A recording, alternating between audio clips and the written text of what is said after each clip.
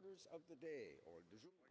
Government orders, government bills comments, consideration at report stage of Bill C-85, an act to amend the Canada-Israel Free Trade Agreement Implementation Act and to make related amendments to other acts. There being no motions at report stage, the House will now proceed without debate to the putting of the question on the motion to concur in the bill at report stage.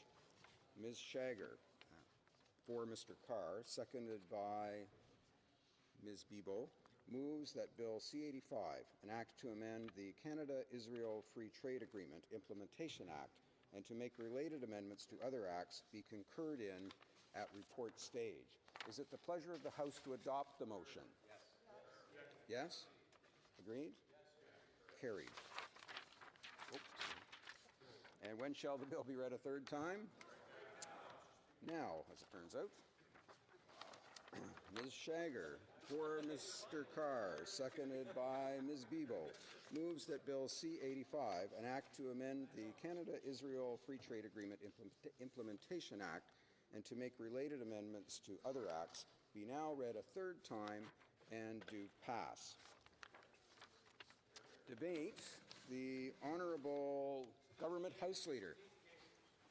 Thank you, Mr. Speaker. Today I rise on behalf of my colleague, the Minister of International Trade, to speak to Bill C-85. It calls on the government to take all necessary legislative steps to ratify the modernized Canada-Israel Free Trade Agreement, or CIFTA, something I encourage all members to support.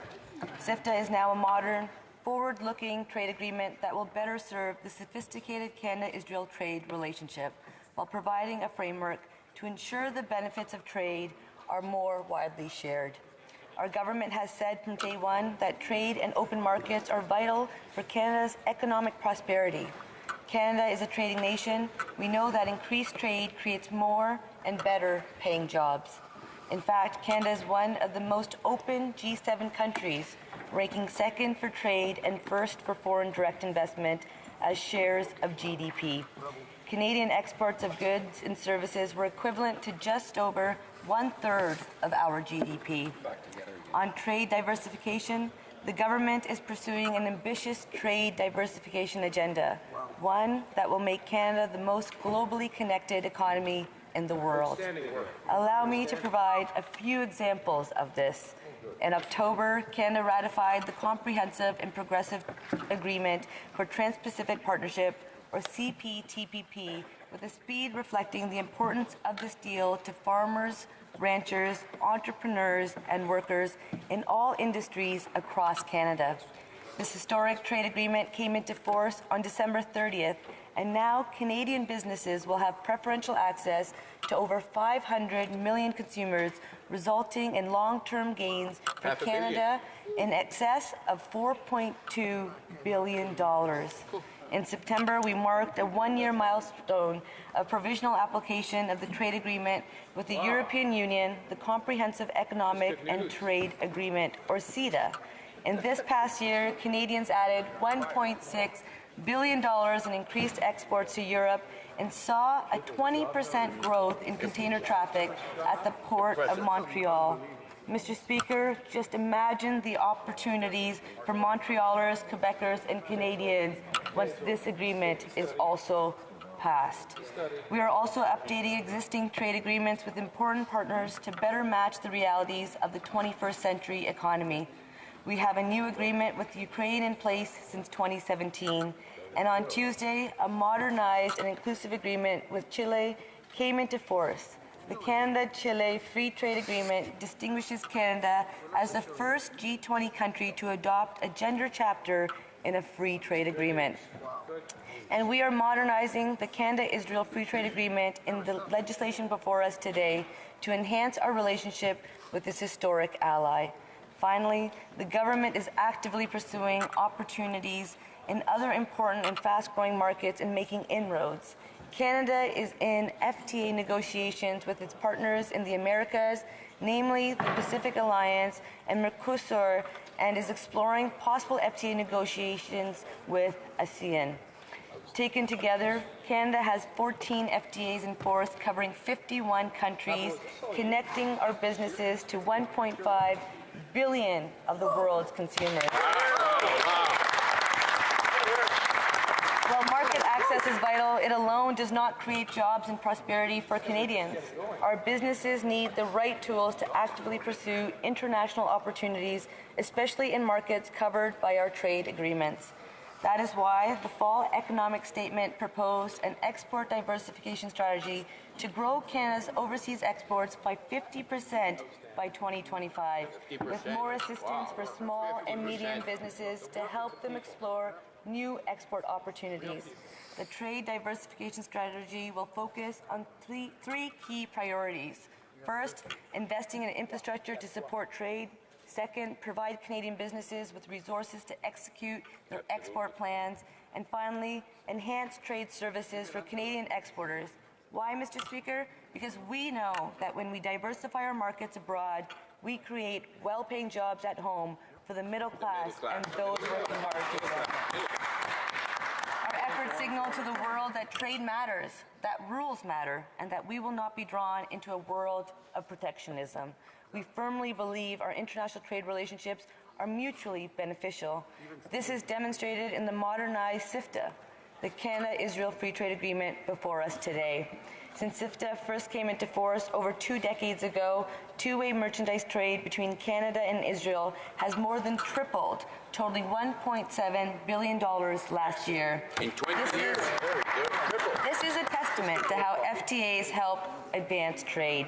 Yet, Good job, Bobby. there is room to grow and to deepen the commercial relationship.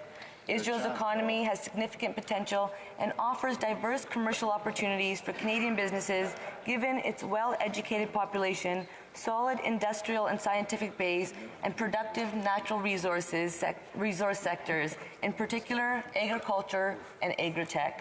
By providing expanded market access and more predictable trading conditions, the modernized CIFTA will enable Canadian companies to take meaningful advantage of these opportunities. That is why Bill C-85 before us today is so important. Mr. Speaker, allow me to elaborate further on this point by turning to how this tangibly translates into real benefits for Canadian businesses. Opportunities. Canada and Israel agreed in 2017 to modernize CIFTA, which at the time was a goods-only trade agreement. The result of those negotiations is an agreement that updates 4 of the original chapters, including dispute settlement to bring CIFTA up to the standard of our more recent trade agreements. It adds 9 new chapters, including intellectual property and e-commerce. We have negotiated rules that are designed to help address non-tariff barriers, contribute to facilitating trade, and reduce some of the costs to companies for doing business. We also have improved the terms of market access for Canadian companies.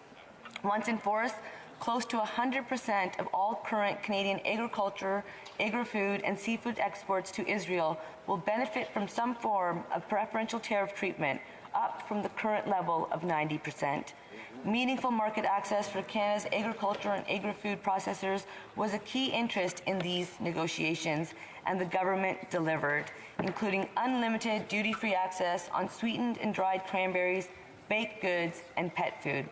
These important tariff outcomes for agriculture and agri-food sector place Canada on a more level playing field with exporters from the United States and the European Union, which are our key competitors in this sector. They also give Canadian companies a leg up on competitors in other countries that do not have a free trade agreement with Israel. In exchange, Canada agreed to eliminate tariffs on certain targeted Israeli agriculture and agri-food imports, such as certain fish and certain nuts, some tropical fruits, and certain oils. Mr. Speaker, I want to reassure all honourable members and all Canadians that a modernized Canada-Israel Free Trade Agreement, like its predecessor, fully respects Canada's supply management system. Yep. I am pleased that the negotiated outcome has the support of key Canadian agriculture stakeholders, including Pulse Canada, Canola Council of Canada, Canadian Vintners Association, and companies including the processing of potatoes, cranberries, soybeans, and pet food. Mr. Speaker, these are only few of the opportunities the modernized CIFTA provides. I'd like to now speak to an important aspect of the government's trade agenda that aims to ensure these opportunities are more widely shared among Canadians. An important aspect of the modernized CIFTA is its forward-looking framework that includes new chapters on trade and gender, small and medium enterprises, labor and environment, as well as a new provision on corporate social responsibility. This modernized agreement also provides institutional mechanisms to monitor or address human rights-related matters in the context of this trade agreement, including references and provisions relating to workers' rights and working conditions, responsible business conduct, transparency, and anti-corruption. In this regard, this modernized agreement is a new forward-thinking partnership that reflects who we are as a vibrant, diverse, open and democratic societies. And as in the original CIFTA, just as with all Canada's FTAs, this modernized CIFTA can be terminated by either party unilaterally at any time for any reason. Mr. Speaker, some inclusive trade highlights are the new chapters on trade and gender and on small and medium enterprises both provide a framework for parties to work together to help ensure women and small and medium enterprises can more fully benefit from the opportunities created by this modernized CIFTA. Each chapter establishes a bilateral committee to oversee activities, including cooperation and promotion activities that provide information and enhance the ability of women and small and medium enterprises to benefit from the opportunities created by this modernized CIFTA. And the new gender chapter acknowledges the importance of incorporating a gender perspective into economic and trade issues to ensure that economic growth can benefit everyone. This chapter, it has. We've got it. This chapter builds on the work accomplished in Canada's first gender chapter negotiated through the modernized Canada-Chile Free Trade Agreement. Only the third chapter of its kind, it is also the first such chapter negotiated by Israel. CIFTA's gender chapter, for the first time ever, will include a measure of enforceability through dispute resolution. The new corporate social responsibility article affirms Canada and Israel's commitment to encourage the use of voluntary CSR standards by enterprises, with specific reference to the government-backed OECD guidelines for multinational enterprises to which Israel and Canada are both parties. The modernized agreement contains a new chapter on labor that commits both parties to enforce their laws in this area, which must respect the International Labour Organization Declaration on Fundamental Principles and Rights at Work. The new labor chapter provides protections for occupational health and safety, acceptable minimal employment standards, and non-discrimination for migrant workers. Mr. Speaker, allow me to draw to the attention of all honourable members that the successful negotiation of a high-quality labour chapter with Israel was a significant step in modernizing CIFTA. It is the first such chapter negotiated by Israel in a free trade agreement. The United States-Israel Free Trade Agreement does not include labour provisions. The EU-Israel Association Agreement, the legal basis for EU trade relations with Israel, makes only a few references to labor with no enforceable obligation. The modernized CIFTA is also the first time that Israel has negotiated a chapter on the environment in a free trade agreement. The new environment chapter contains robust commitments, including to maintain high levels of environmental protection as we intensify our trade relationship. Importantly, both Canada and Israel commit to now lowering our levels of protection in order to attract trade or investment. Mr. Speaker, our two countries, Canada and Israel, have a deep history. Canada's strong friendship and partnership with Israel spans over 70 years and stretches back even further to more than 250 years to the arrival of the earliest Jewish settlers to Canada, the first of successive waves of immigrants who would leave lasting and indelible impressions on the fabric of our Canadian society, economy, and political landscape. Today, there are more than 350,000 Canadians of Jewish faith and heritage in Canada who are an important source of information and support in the political and commercial spheres for both Canada and Israel. There are also approximately 20,000 Canadians currently living and working in Israel. Mr. Speaker, the Minister of International Trade had the opportunity to meet with some of these individuals during his visit to Israel last year. For those in the House today who may not know, Israel has a long-standing reputation for technological prowess and with a well-developed scientific and educational base. I can tell you, Mr. Speaker, we know this very well in the riding of Waterloo. Yet we see room to expand and build partnerships in these sectors and in many other areas. When our Minister of International Trade was in Tel Aviv last September, he announced a pilot program to facilitate new cybersecurity solutions for the energy sector that will consider Israeli options to address the needs of Canadian natural gas delivery companies. There are also great prospects for forging increased partnerships in the area of joint research and development. Canadian and Israeli firms have joined forces to develop an ultraviolet water monitoring system that ensures the safety of drinking water, and there are even more possibilities on the horizon that will change countless lives in communities around the world. Our government firmly believes that these kinds of global partnerships are needed now more than ever. In conclusion, Mr. Speaker, Canada represents just 0.5% of the world's population, but we account for 5 times more global trade. Our continued competitiveness depends on businesses, including small and medium enterprises, pursuing trade opportunities, and for us to support them in doing so.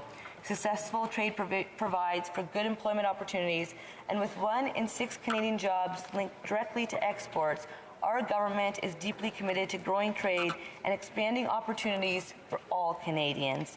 I therefore urge all honourable members to support Bill C-85 to enable Canada to do its part to bring the modernised Canada-Israel Free Trade Agreement into force on a timely basis and support Canadian companies as they seek to benefit from the opportunities it offers. This legislation should be passed today so that the Senate can also do their due diligence. Mr. Speaker, I encourage all members and I thank them for their work in helping this legislation move forward rapidly. Thank you, Mr. Speaker. Good job. Good job. Good job. Questions and comments. The honourable member for Flamborough-Glanbrook. Thank you very much, Speaker. Thank you very much, Speaker. I wanted to ask the member, she was talking about this trade agreement, the relationship with Israel. I'm wondering if she can explain why for the last couple of years that the Liberal government's had the opportunity to participate with the Jordanians, the Palestinians and Israelis on a very critical project that will bring all those sides together and be one more road to peace on the Red to Dead Sea project. That's an environmental project that will bring fresh water to the Palestinian Authority and will also stem the tide of an environmental disaster that's happening in the Dead Sea. I wonder if she can speak to that. Leader. Mr. Speaker, as you know and the member knows, that we do believe that it's important that we build upon this important relationship between Canada and Israel. We do recognize the importance of doing more work. I've acknowledged that in my speech. For me today, when it comes to Bill C-85, it's really about providing Canadian businesses opportunities to grow and expand, to create more better-paying middle-class jobs, helping those fighting hard to join the middle class. We will continue to work hard for them. We believe that trade is mutually beneficial to both countries, and that's why we believe that this modernized SIFTA should move forward rapidly. And I agree with the member that we can always do more work, and I hope that we can do that work together. Thank you, Mr. Speaker. The Honourable Member for Rosemont-la-Petite-Patrie. Thank you very much, Mr. Speaker, and I'd like to thank the Minister for her remarks and point out that in December 2016, the UN Security Council adopted Resolution 2313 that condemns measures designed to change the demographic makeup or status of the Palestine-occupied territories since '67, including Eastern Jerusalem, including the colonies, confiscation of land, and the displacement of civilians. And this was a resolution from the UN Security Council, Mr. Speaker. Canada must comply with it. Why, then, is the Liberal government, did the Liberal government vote down an amendment that would have dealt with products coming from those areas? Because there are Israeli companies that are located in occupying Palestinian territories. Merci, Monsieur le Président. Thank you, Mr. Speaker. We know that this agreement is modified under C-85. It's been in place for over 2 decades. This is an opportunity for us to modernize this agreement. That's why we see chapters in this agreement that other countries have not put forward.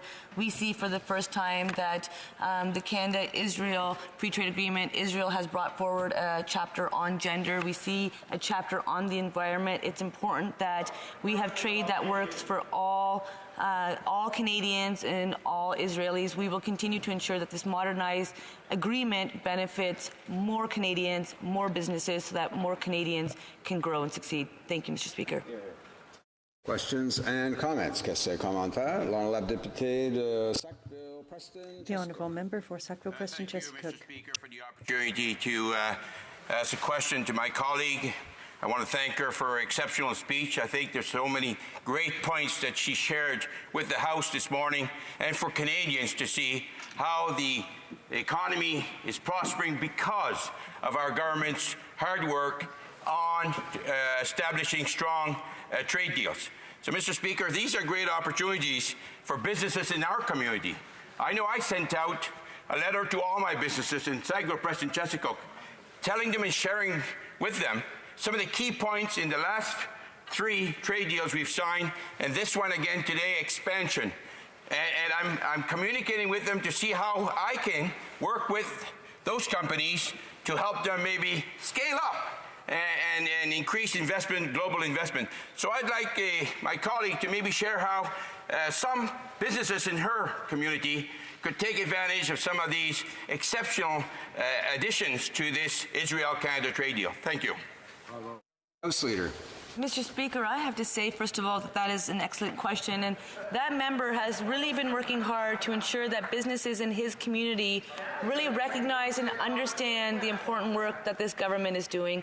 We know that our small and medium-sized businesses can only grow through export and trade, and that's why these FTAs are so essential so that we can create better and more middle-class jobs and those working hard to join it. I know that in my riding of Waterloo, I work with our small businesses. Small businesses in every community across the country are the backbone of the Canadian economy. And that's also why the Minister of Finance had brought forward a trade diversification strategy so that we can give this information to small businesses so that they recognize that there is opportunities for them to grow into new markets. They can expand into those new markets because it's our communities and Canadians that benefit at the end of the day. I would really like to commend that member for his hard work and exceptional leadership in helping this file move forward. Thank you, Mr. Speaker. Comments. The honourable member for Cowichan, Malahat, Langford. Thank you, Mr. Speaker. In a previous exchange, the government House Leader did not fully answer my colleague's question. I think it's great that we have those labour and human rights provisions in the trade agreement, but with respect, Mr. Speaker, the question was with respect to a UN resolution that calls upon states to distinguish in all of their relevant dealings between the territory of the State of Israel and the territories that have been occupied since 1967. So, Mr. Speaker, through you, the question is very clear. Why is this Liberal government failing to distinguish between products that are made in the State of Israel and products that are made in the occupied territories where there are illegal Israeli settlements as per Canadian government policy? Government House Leader. Mr. Speaker, I believe that it's clear that today we are discussing and debating the economic opportunities for Canadians and small businesses when it comes to free trade agreements. That's what this modernized agreement between Canada and Israel does. There is a previous agreement that has been around for over 20 years. Today what we've done is we've been able to bring forward legislation that we hope moves forward rapidly because it actually is modernized. It now takes into account e-commerce. It takes into account the changing economic opportunities that we want to ensure that Canadians and small businesses have. And it also brings forward progressive elements on gender, on small and medium enterprises, on corporate social responsibility, as well as, I hope the member would appreciate, labor and environment. Thank you, Mr. Speaker. Questions and comments. Question commentaire, the Honourable Parliamentary Secretary to the Government House Leader. Yes, thank you, Mr. Speaker. As the Government House Leader, I know is fully aware, she sits right beside the Prime Minister, knows that from day one, this government has been focused on Canada's middle class, those aspiring to be a part of it, to have good, solid policies that will actually make a difference. And in her speech, she made reference to the fact that, the aggressive trade approach that this government has had over the last 3 years, believing ultimately that through trade we are going to be generating opportunities. And I'm wondering if she could just provide her thoughts in terms of the idea of the job creation, what we've witnessed over the last few years, as a direct result of working with Canadians and in good part by reaching out to markets beyond Canada, because Canada is a trading nation. Leader. Thank you, Mr. Speaker. Mr. Speaker, I work closely with the honourable member, and I can definitely say that the citizens of Winnipeg, Manitoba, and Canada are well served by the fruitful and enlightened questions and information that he provides to debates within this House and within communities. I agree, Canada is a trading nation. We have to ensure that we are providing more opportunities for our businesses to grow. Taken together, Canada has 14 FTAs in force covering 51 countries, connecting our businesses to 1.5 billion of the world's consumers. And that's what this is about. This is about knowing that Canada is a trading nation. How do we open up market access for Canadian businesses so that they can grow? When Canadian businesses grow, they create more jobs in their communities. When they create those jobs, Canadians are better off. And that's why we believe that by making investments in Canadians, in small business, we are seeing the outcomes of a more prosperous economy. We will continue ensuring that we do that work because it is in the best interest of all Canadians. Thank you, Mr. Speaker. Resuming debate, the Honourable Member for Flamborough-Glanbrook. Thank you very much, Speaker, and it's an honor to rise today to speak about Bill C-85. It's a great honor to speak in this brand new chamber for the first time, and so I'm grateful for the opportunity, as I always am. At the outset, let me begin by thanking the Speaker of the Knesset, Yuli Edelstein, for his hospitality and his outstanding efforts, encouraging all members of the Knesset to get involved in building relationships with other nations, particularly Canada. I know my colleague from Eglinton Lawrence will agree that Speaker Edelstein exemplifies statesmanship in our time. He's also a man who's endured unbelievable hardship, suffering in the gulags in the USSR as one of the last refuseniks. Canada and Israel are the greatest of friends and the most natural of allies. Since its founding in 1948, Canada supported Israel in its right to live in peace and security in one of the least stable regions of the world. There may be no better friend to Canada than Israel, with whom we are bound together by a shared belief in freedom, human rights, democracy, and the rule of law. This renewed agreement is not only another step forward for Canada and Israel economically, but also in our ever-important diplomatic alliance and personal friendships. It was in May 1961, under Conservative Prime Minister John Diefenbaker, that Canadians first warmly welcomed an Israeli Prime Minister, David Ben-Gurion, to our country. It is fitting that in 2014, another Conservative Prime Minister was the first Canadian to be invited to speak to a session in the Knesset. In that speech, former Prime Minister Stephen Harper emphasized the fundamental relationship that is so important. He said, "Canada supports Israel because it's the right thing to do. This is a very Canadian trait, to do something for no other reason than it is right, even when no immediate reward for or threat to ourselves is evident." Mr. Speaker, Canadians are proud to do what's right, regardless of reward or threat, because that's the Canadian thing to do. That is why our Conservative government sought to actively support the people of Israel and the Jewish diaspora domestically and in the international arena. Indeed, from 2006 to 2015, the Canada-Israel relationship grew stronger than ever. In November 2010, Canada hosted the Ottawa Global Conference on Combating Anti-Semitism, which was an important international discussion with representatives from over 50 countries on addressing rising anti-Semitism in the world. And part of that discussion on anti-Semitism includes ensuring that we do our part to make sure that the atrocities that were committed against Jewish people during the Holocaust are never forgotten. Our government pushed forward on fighting anti-Semitism and educating Canadians about the horrors that the international Jewish community has faced. We partnered with B'nai B'rith to develop the National Task Force on Holocaust Research, Remembrance and Education. It was a former Conservative member, Tim Uppal, who brought forward the National Holocaust Monument Act, a reminder to Canadians and all those who visit our capital. But as this House acknowledged last year, Canada is not innocent when it comes to anti-Semitism. The MS St. Louis remains a dark chapter in our history. When Jewish refugees arrived in Canada after being turned away in Cuba, the United States, and South America, we turned them back to Europe, many to face their death in Nazi concentration camps. As far as the Government of Canada at the time was concerned, none was too many. In January 2011, alongside the Canadian Jewish Congress, former Minister of Immigration Jason Kenney revealed the Wheel of Conscience at Pier 21 in Halifax to commemorate the tragic journey of the St. Louis. The Wheel of Conscience serves to remind Canadians of the underlying attitudes that led to the St. Louis being turned away. The polished stainless steel wheel incorporates 4 interlocking gears, each bearing a word to represent factors of exclusion: anti-Semitism, xenophobia, racism, and hatred. The back of the wheel bears the passenger list of the St. Louis, including the names of those who died at the hands of the Nazis upon their return to Europe. Let that monument be a reminder of how far we've come.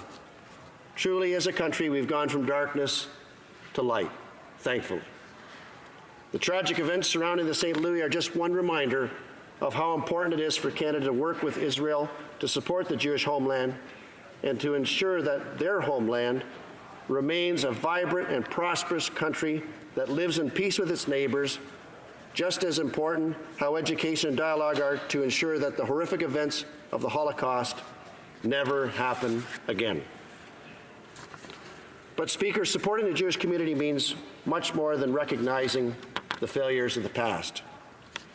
It also means moving forward in a way that supports their right to self-determination and to their homeland, and our government made landmark steps towards ensuring that the Jewish state would be able to continue to find prosperity and provide a safe home for its people in an increasingly complicated and dangerous world. In 2009, our government cut funding to UNRWA, whose ties to Hamas and anti-Israel activities that threaten the lives of Israelis and Palestinians alike are unacceptable. In 2012, our Conservative government signed a new agreement on energy cooperation with Israel that advanced the interests of Canada's energy sector. This agreement also increased collaboration on renewable energy and improving practices for responsible development and reducing environmental impacts. In 2014, our Conservative government signed the Canada-Israel Memorandum of Understanding, which laid the groundwork for greater economic and diplomatic cooperation to ensure new levels of growth, prosperity, and security for our two countries.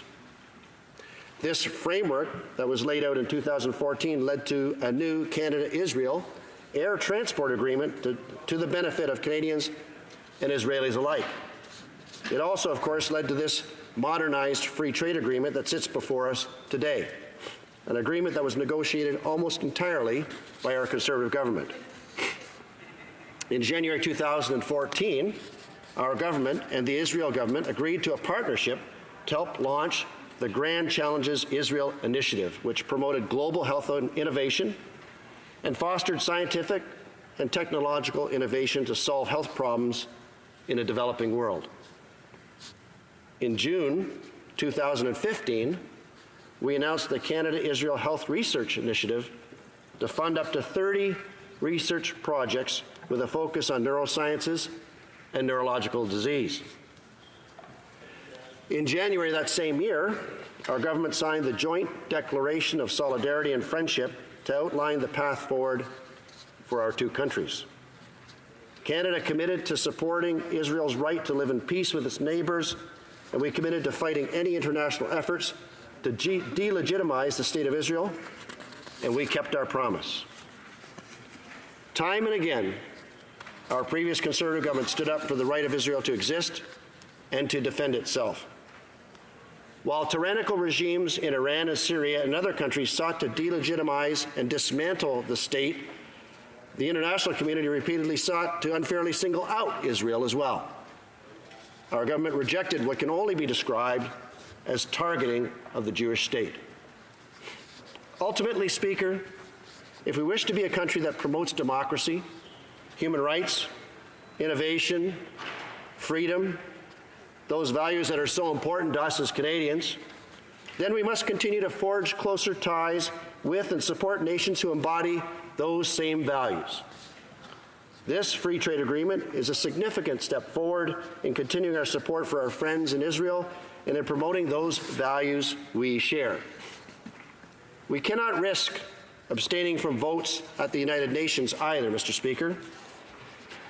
These votes unfairly single out and target Israel. Motions from any country in any form that seek solely to undermine Israel's legitimacy and ignore the atrocities being committed by other countries cannot go ignored and must be challenged. Speaker, I've been involved in Canada-Israel Interparliamentary Friendship Group since I was first elected to this place. I served as the chair from 2011 to 2015, and I continue to be an active participant in the ongoing dialogue between our Parliament and the Knesset as a vice chair. In our many meetings, we've heard and discussed the important role that Canada has played internationally and how much our allies appreciate our efforts, but also how important it is for Canada to remain vigilant.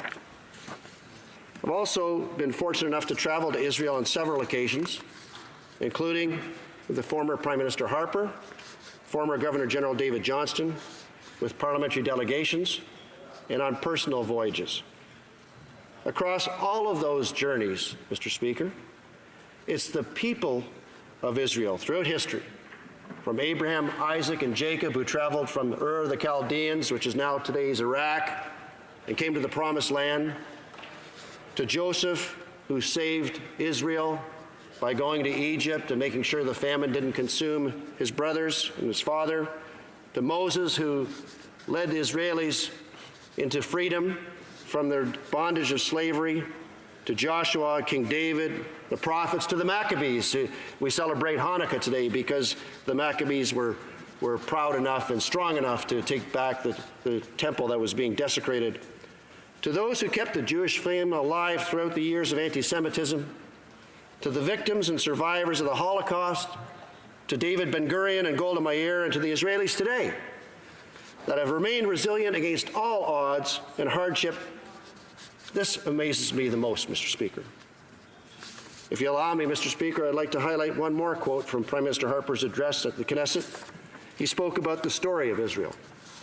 It's a story essentially of a people whose response to suffering has been to move beyond resentment and build a most extraordinary society, a vibrant democracy, a freedom-loving country with an independent, rights-affirming judiciary, an innovative, world-leading startup nation. Speaker, if that's not the kind of country we want to grow our ties with, a country that believes in the rule of law and human rights, a country that's innovative, a country that serves as the only stable democracy in the region, then I don't know what country it is that we should align ourselves with.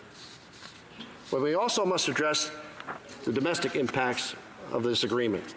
In the light of the ongoing trade disputes with the United States, the potential fallout from China during this extradition dispute, and the uncertainty in the European Union with Brexit, Canada must continue to look for new opportunities to get our goods to foreign markets. Now, of course, Speaker, our caucus supports free trade. We're a party of free trade. We support a more competitive and prosperous Canada. Free trade is crucial to promoting competitiveness here at home and getting Canadian goods to foreign markets. Being the representative from a region that has been hit particularly hard by steel tariffs put in place by the American administration, I've heard from so many about the need to diversify our trading practices, and this renewed Canada-Israel agreement is a good start. Between 2006 and 2015, our Conservative government secured access to over 50 countries, and this renewal initiative with Israel was a Conservative one that the government launched in 2014.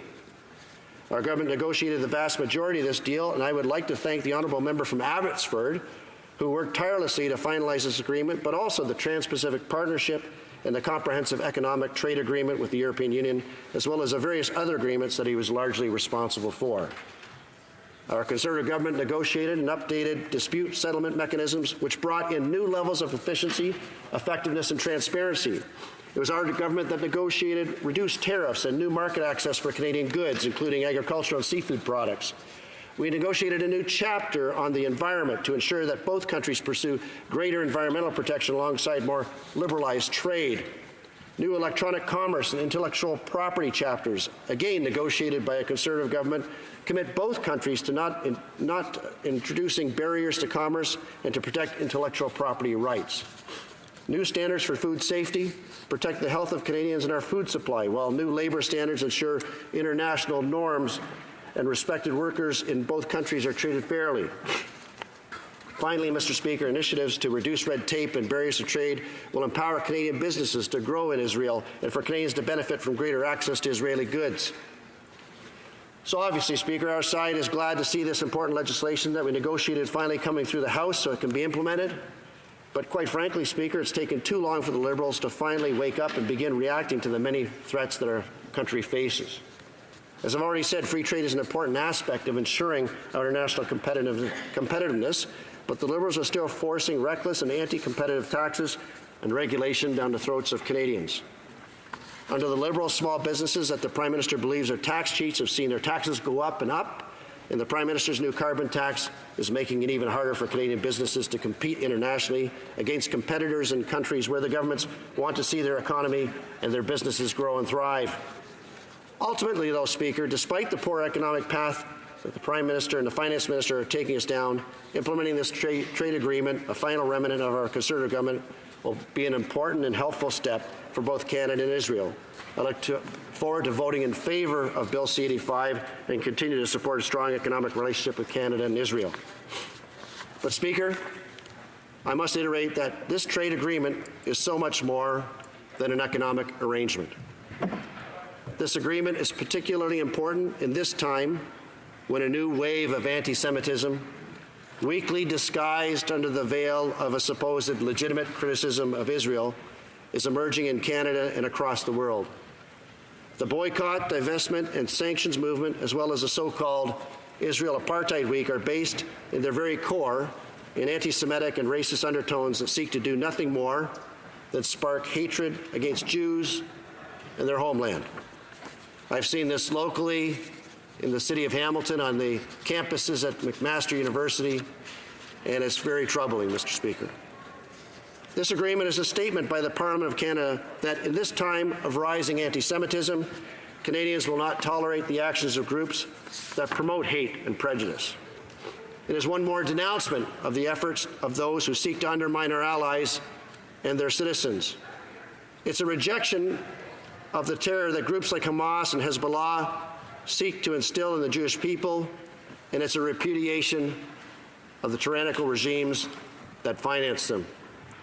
It's a rejection of the efforts of those in the West Bank that would litter children's curriculum in the schools with hatred towards Jews. It's an indictment against those who would name soccer fields and recreational centers after terrorists and suicide bombers. But most importantly, Speaker, it's a declaration of the bond between Canadian and Israeli people, the friendship that has done so much for our countries.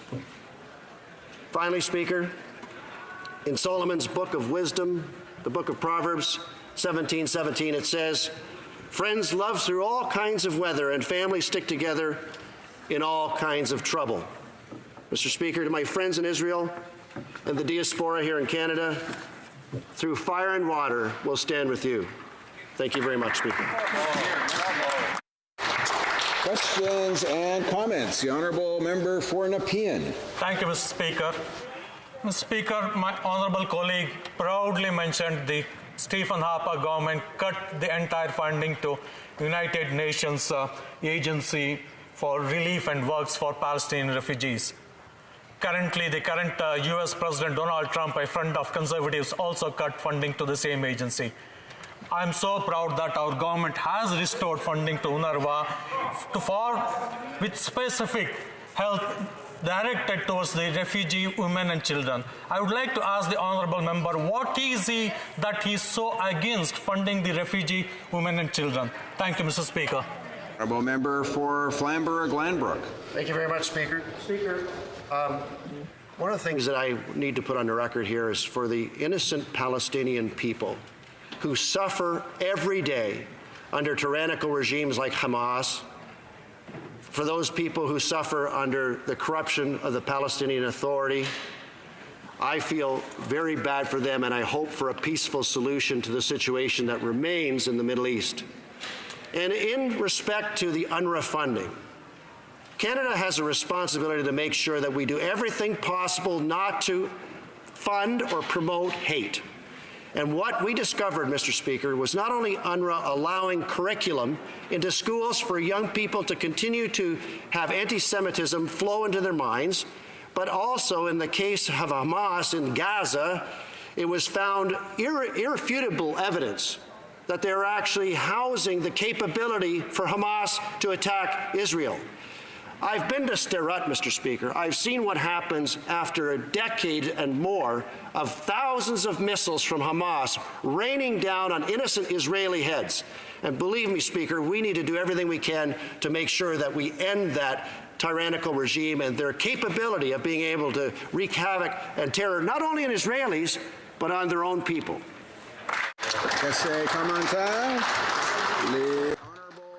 For London Fanshawe. Thank you, Mr. Speaker, and I thank my honourable colleague for his remarks. Canada has always given lip service to corporate responsibility standards. Now, this new SIFTA includes a commitment to encourage the use of voluntary corporate social responsibility standards. Now, does the member agree that it should not be voluntary, that we should behave as we say to the world we will behave, and that this government should have a plan to ensure that companies who may be profiting from human rights violations don't get benefits under this agreement or any agreement?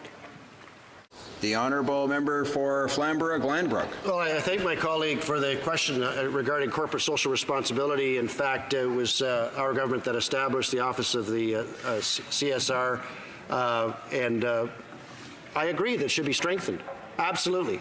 And my understanding is that this present government is heading down that road. I haven't seen any results yet, but I agree that our companies who are in foreign lands, who mine or whatever other business they may do, should be abiding by standards that would be typical here in Canada. And I look forward to seeing some effort by the Liberal government to be able to have that happen.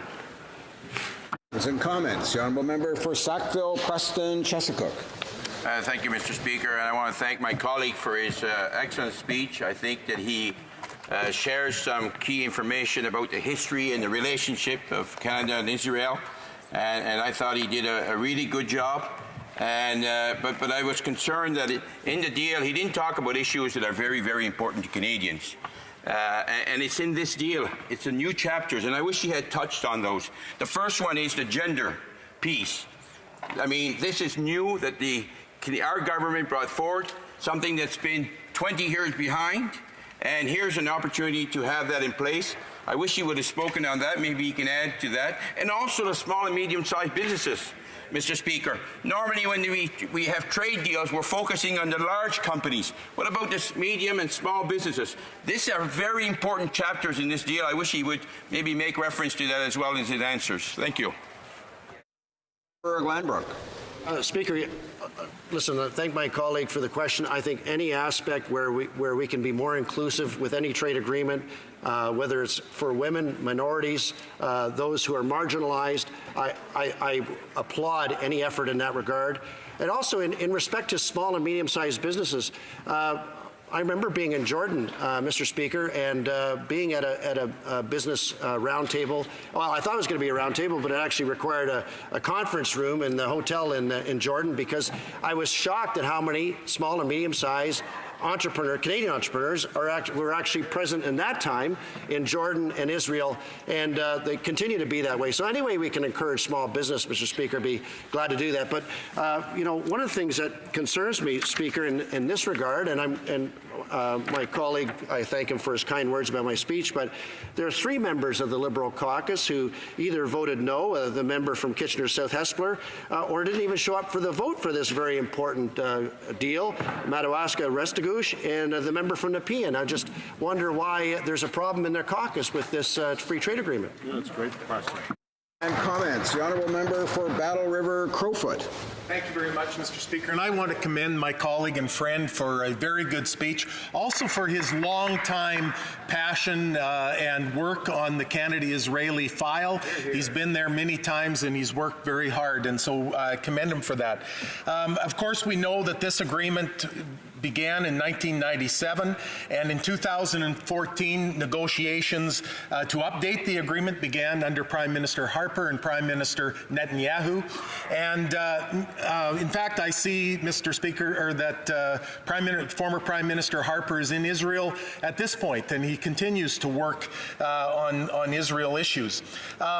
My question to the honourable member, and we have a record of strong trade agreements, Conservative Party, over 50 countries that we brought into free trade agreements. I guess my question is, this agreement was successfully concluded in 2015, but today, here we are, 2019, and 4 years after an agreement has concluded, after the renegotiation is concluded, it seems like a very long time and probably not a very high priority by this government to see this thing completely through. If he could comment perhaps on the long period of time before it is concluded.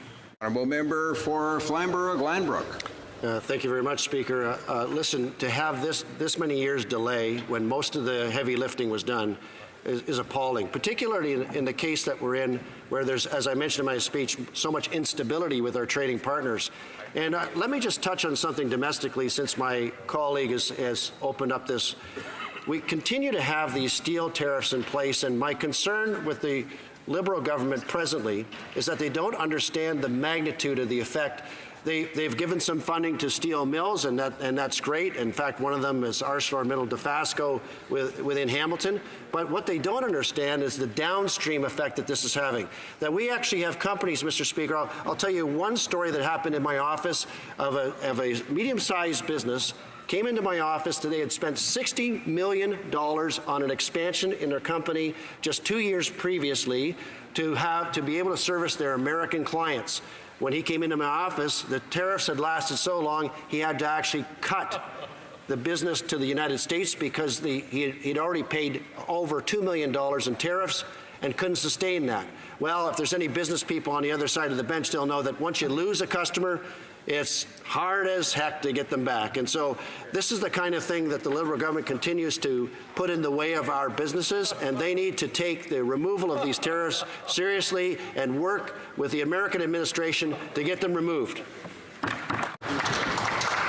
Questions and comments? The Honourable Member for Salaberry-sur-Roi. Thank you, Mr. Speaker. Now, I know that my colleague sits on the Human Rights Committee, and I was wondering what he thinks about the fact that this bill on the free trade agreement between Canada and Israel encourages the adoption of voluntary corporate social responsibility standards. Does he not think that it should actually not be voluntary, but that the Government of Canada should require that there be a plan to ensure that companies that violate human rights wouldn't benefit from this type of agreement? Member for Flamborough-Glanbrook. Yes, Speaker. I thank my colleague for the question similar to the previous question. Yes, the Liberal government has said that they will bring in a corporate social responsibility ombudsperson. I haven't seen the results of that yet. I think that we need to strengthen that regime. I think there's a willingness, by the way, we've had testimony at the Subcommittee for International Human Rights. There's a willingness within the companies that are outside of Canada, that are Canadian companies outside of Canada doing business, to actually comply with that. It's a few companies that are making a reputation bad for the broader spectrum, and I think that's definitely something that needs to happen. But I'd also like to say, Speaker, that it was brought up before in regards to Palestinians, the West Bank, and Israeli businesses.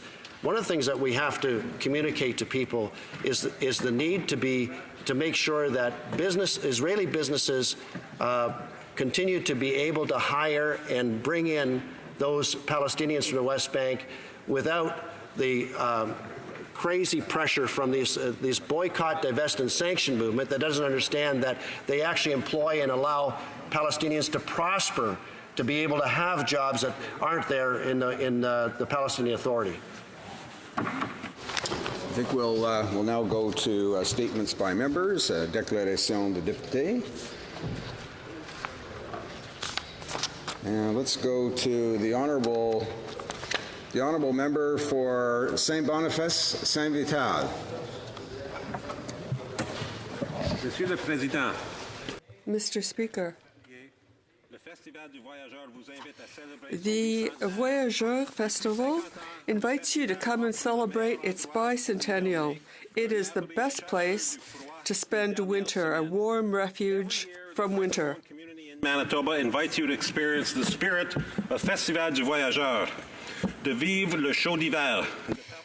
They invite you to spend a warm winter and to try the best cuisine in the world.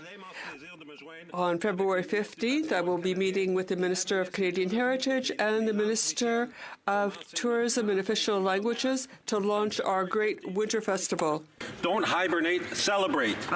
Join us in the heart of Winnipeg for Western Canada's largest winter festival, Le Festival du Voyageur. Hey ho! Hey ho!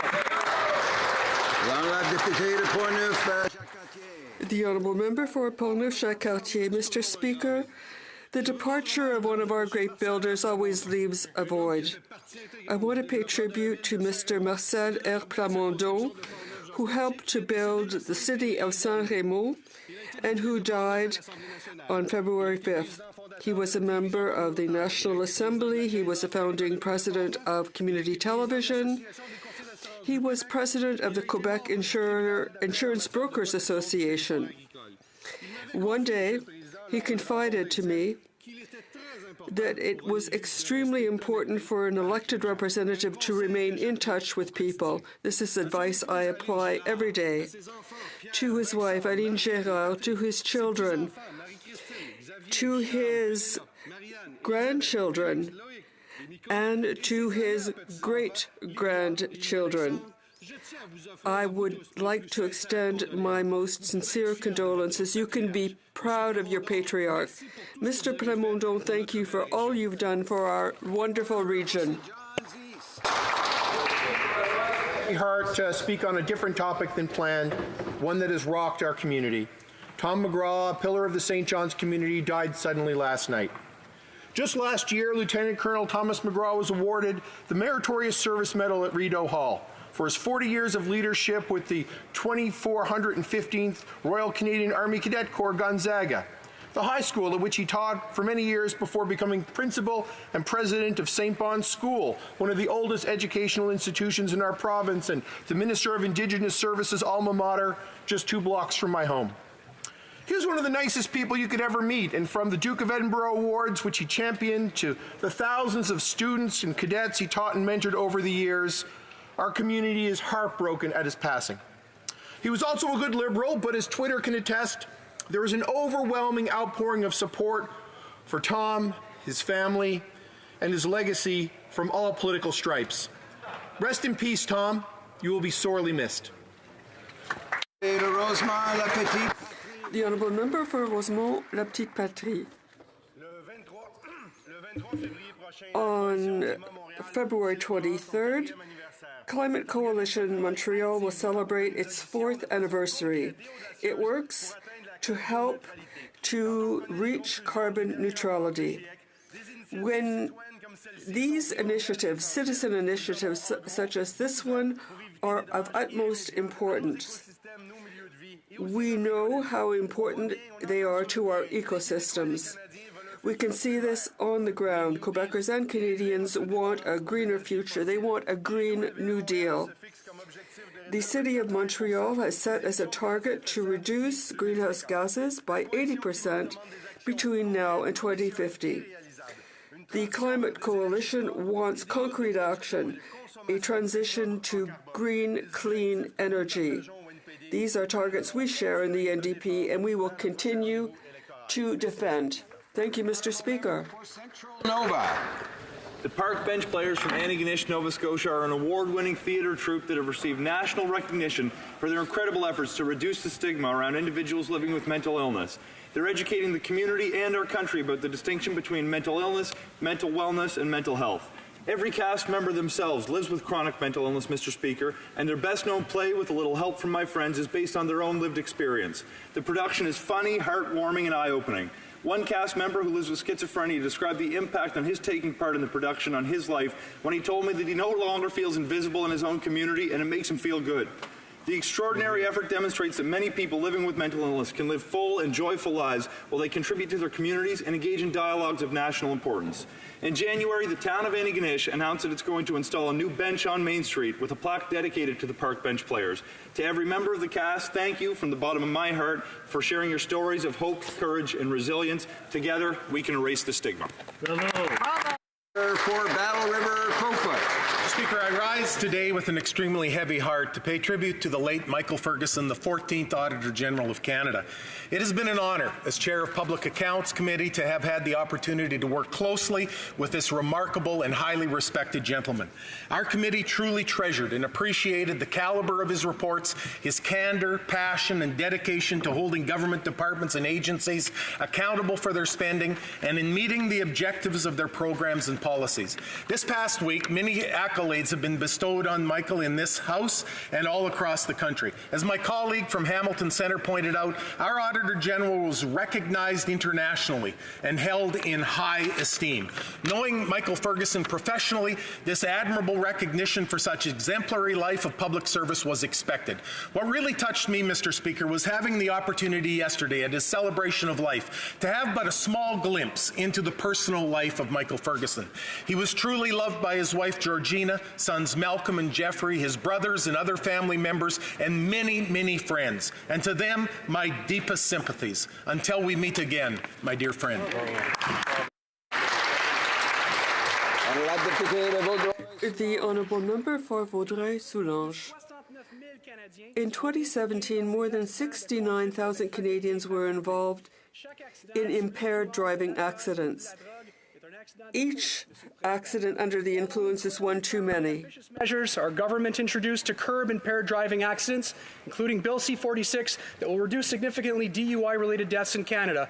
I'm even prouder to be representing leaders in my community like Tina Adams, who joins us in Ottawa today, who are working to keep our roads safe. In 2015, Tina was hit by an impaired driver while jogging on the streets of Hudson. After years of recovery and 19 operations, Tina is turning this incredibly challenging experience into an opportunity to give back to our community. She is now sharing her story in schools and, before the end of this year, may even be joined by the driver convicted in the accident to talk about the experience and to highlight to the next generation the real consequences of impaired driving. On behalf of this entire House, I want to thank her for her leadership, for helping to keep our community of Vaudreuil-Soulanges and so many others safe for all. Thank you, Mr. Speaker. The Honourable Member for Rivière-des-Mille-Îles. Thank you, Mr. Speaker. This evening in Saint-Eustache, they will hold the traditional chocolate and wine event.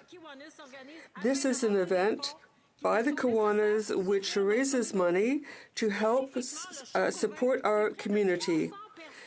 Almost 300 people get together to enjoy this wonderful chocolate and wine meal. Former events have raised almost $35,000 a year. The beauty of the club is its mutual assistance, engagement, and the commitment of all members. They will give back to the community to help young people, seniors, and the whole community of Basse-Laurentide. The Kiwanis Club has just turned 50 years old, and it is a pillar in our region. I'd like to congratulate them and thank them for their immense work. Mr. Speaker, for far too long, this Liberal government has put the wants of criminals ahead that of victims' rights. I want to read to you some headlines from around BC. 5 people dead in the Lower Mainland gang war. Surrey man targeted for murder. 17-year-old shot after confrontation. Skytrain shooting. Suspect arrested. And scary pre-dawn raid. Mr. Speaker, the residents of Fleetwood, Port Kells, and all of British Columbians deserve safe communities. They deserve better government. After 4 long years of this weak on crime Liberal government, we finally have an opportunity to restore balance to our public safety and justice systems. On Monday, October 21st, all Canadians can stop paying for Liberal mistakes and choose Conservative leadership for safe communities. Hear, hear. For Etobicoke Lakeshore. Mr. Speaker, I rise today to mark a special anniversary in Etobicoke Lakeshore. For 40 years, Women's Habitat has provided valuable support and a safe refuge to women and children who are fleeing violence. Entering a shelter cannot be an easy step to take, but it is the right choice for women and their children in order to remove themselves from abusive situations. Women's Habitat makes that choice easier by providing the support that survivors need in order to rebuild their lives. On top of providing a safe haven, the Women's Habitat program offers women training with key daily living tools such as nutrition counseling and cooking schools that survivors need to move forward with their lives that are happier and healthier. I would like to recognize and thank the staff, the board of directors, and the volunteers for their commitment and dedication. I wish them success in the years ahead as they continue to provide this vital service in our community in helping women and children rebuild their lives. Thank you, Mr. Speaker. Honourable member for Winnipeg North. Thank you, Mr. Speaker. 100 years ago, tens of thousands of people took to the streets of Winnipeg's downtown. It was all about fighting for a living wage, working conditions, collective bargaining. Mr. Speaker, the Winnipeg General Strike of 1919 was a historic as it laid the groundwork for the union movement that we have today. Our unions today advocate for workers. They advocate for strong social progressive policies, Mr. Speaker. They have made a real difference in the lives of every Canadian from coast to coast to coast. I'm calling upon people to recognize 100 years ago, the Winnipeg General Strike. Maybe do a little bit of a Google search, watch the movie Stand. This is an opportunity to appreciate the fine work that our union movement has done for all Canadians over the last 100 years. Thank you, Mr. Speaker. The Honourable Member for Charlebourg-Haute-Saint-Charles. Mr. Speaker, 2 weeks ago I had the pleasure of visiting the riding of Pontiac. I was able to take part in a round table with members of the Chamber of Commerce, and then I met with people in the community. I was very well received by the people of Maniwaki. During the course of the day, I met with people and shared opinions with them and learned about how disappointed they are in the collapse of the softwood lumber industry. I talked to people in Tim Hortons and the shopping centre, and people talked about the single tax return. They don't understand the deep debt the Liberal government is putting us in. They don't understand its obstinacy and why there's not more money in their pockets. I want to thank the people of Pontiac for having given me such a warm welcome. The Honourable Member for Longueuil-Charlemagne. Thank you, Mr. Speaker. I'm proud to rise today to congratulate 2 businesses in my riding, which have just been recognized as among the best employers in Canada. These 2 businesses, the Longueuil Transport Network and Agropur Cooperative, won a place not only among the 300 best businesses, but among the 100 best employers. Mr. Speaker, these 2 exceptional businesses realize that happy employees are productive employees. So bravo to the management of these businesses for having created a professional environment which is healthy and stimulating, where people can work and be happy. Thank you. Mr. Speaker, the Canadian Centre for Policy Alternatives annual report on the cost of childcare in Canadian cities is out, and it's not good. Since 2017, childcare costs have risen faster than the rate of inflation in 61 Canadian cities, and in some cases, the wait lists for infant care are longer than the 9 months it takes to create an infant. Childcare is the second largest expense for families after paying the rent or mortgage. It's especially distressing since the solution lies right before us in the province of Quebec, where in all age categories, the cost of childcare to families living there is less than $200 per month. If we can't make childcare fully accessible by making it free, we can at least know that set-fee childcare programs like the ones used in Quebec, Manitoba, and Prince Edward Island make childcare more affordable for families. An NDP government will ensure safe, accessible, affordable childcare right across Canada after the next election. Honourable member for North Okanagan, Shuswap. Mr. Speaker, this Prime Minister doesn't understand the damage being caused by his mistakes. He can't or won't balance a budget. He can't or won't follow his own ethics rules, and now he's increased taxes and created new taxes so Canadians pay more for his mistakes. And the Prime Minister now says low-income Canadians don't benefit from tax cuts because they don't pay taxes. Well, now that understanding that this failing Prime Minister, that they are paying higher payroll taxes, a new carbon tax that is making life less affordable at a time when Canadians can least afford it. Our leader understands the struggles Canadians face. He's faced them himself. He's earned everything he has. He cares about Canadians getting ahead and not just getting by. It's time for a Conservative government that manages spending properly and lowers taxes. Rather than pay for a Liberal failure, Canadians can choose a Conservative government and leadership to get ahead. Honourable member for Oakville. Mr. Speaker, this week marked the beginning of the Spring Festival or Lunar New Year. I'm pleased to join with the many Canadians who are celebrating the Lunar New Year, which offers a great occasion to acknowledge the important role of Chinese Canadian communities in my riding of Oakville and across the country. From coast to coast to coast, Chinese Canadians are helping build a stronger, more inclusive Canada. This year we celebrate the Year of the Pig, an animal symbolizing wealth and good fortune. During this time of new beginnings, I encourage everyone to reflect on the successes of the past year and look towards new opportunities.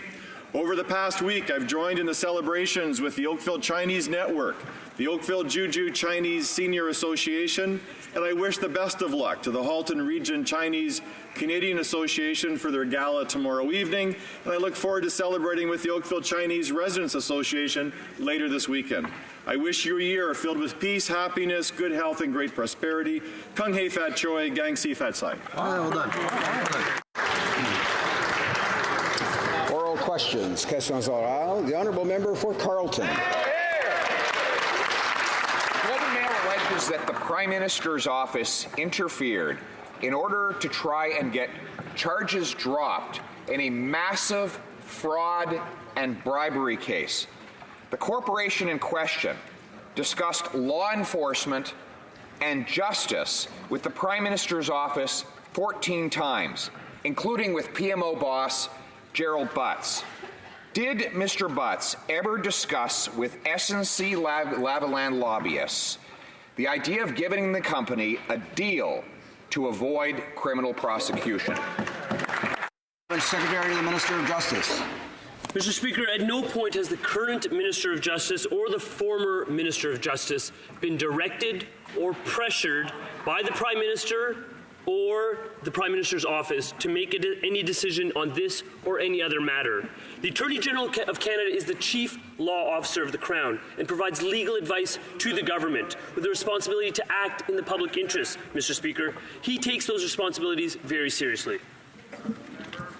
Well, the Prime Minister told his caucus that any word coming from Gerald Butts should be considered as coming directly from the Prime Minister.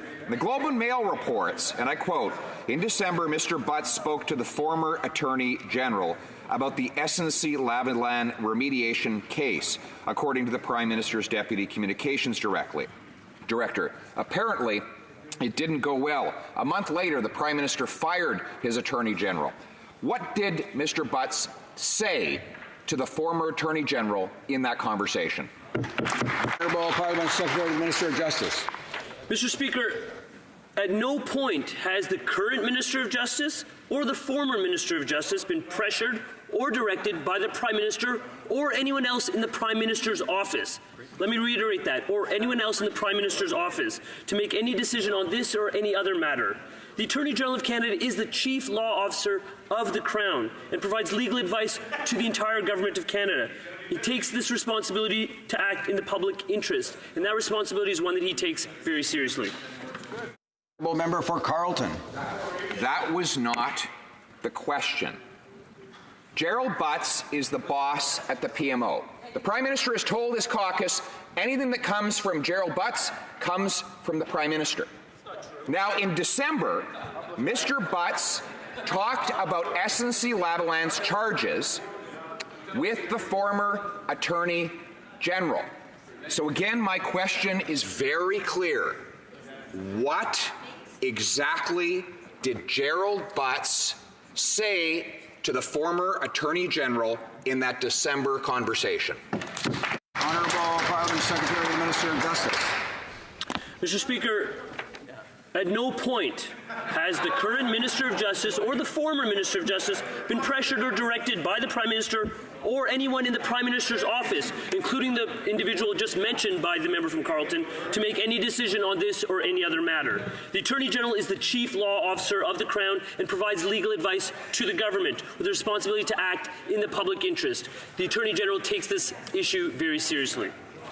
Deputy Louis Saint-Laurent. The Honourable Member for Louis Saint-Laurent.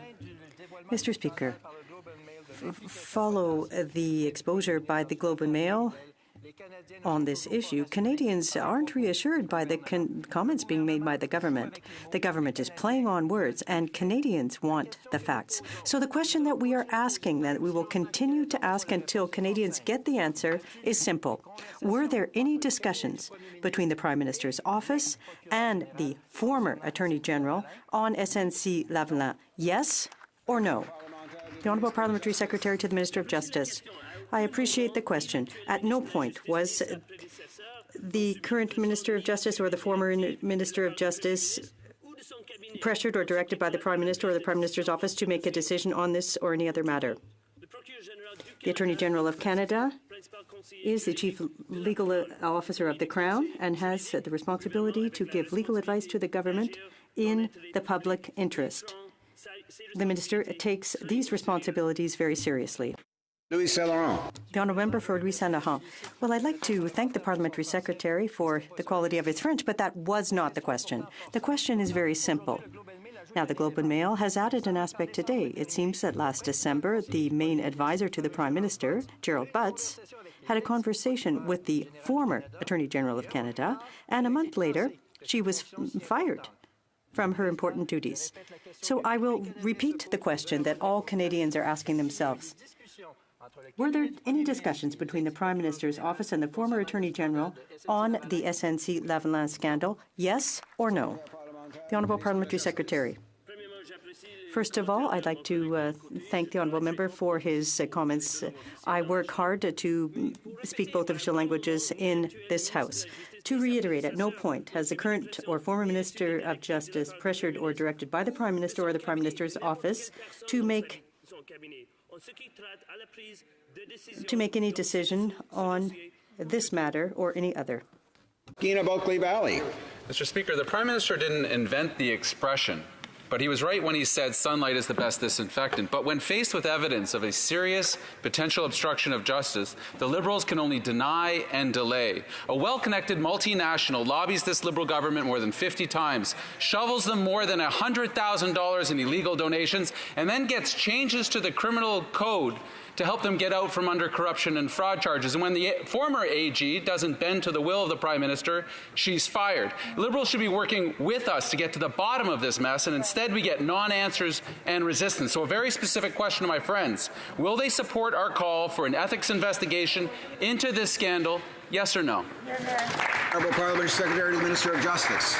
Mr. Speaker, we've been abundantly clear. At no point has the Minister of Justice or the former Minister of Justice been pressured or directed by the Prime Minister or the Prime Minister's office to make any decision on this or any other matter. The Attorney General is the Chief Law Officer of the Crown and provides legal advice to the Government of Canada, the responsibility to act always in the public interest. He takes those responsibilities seriously.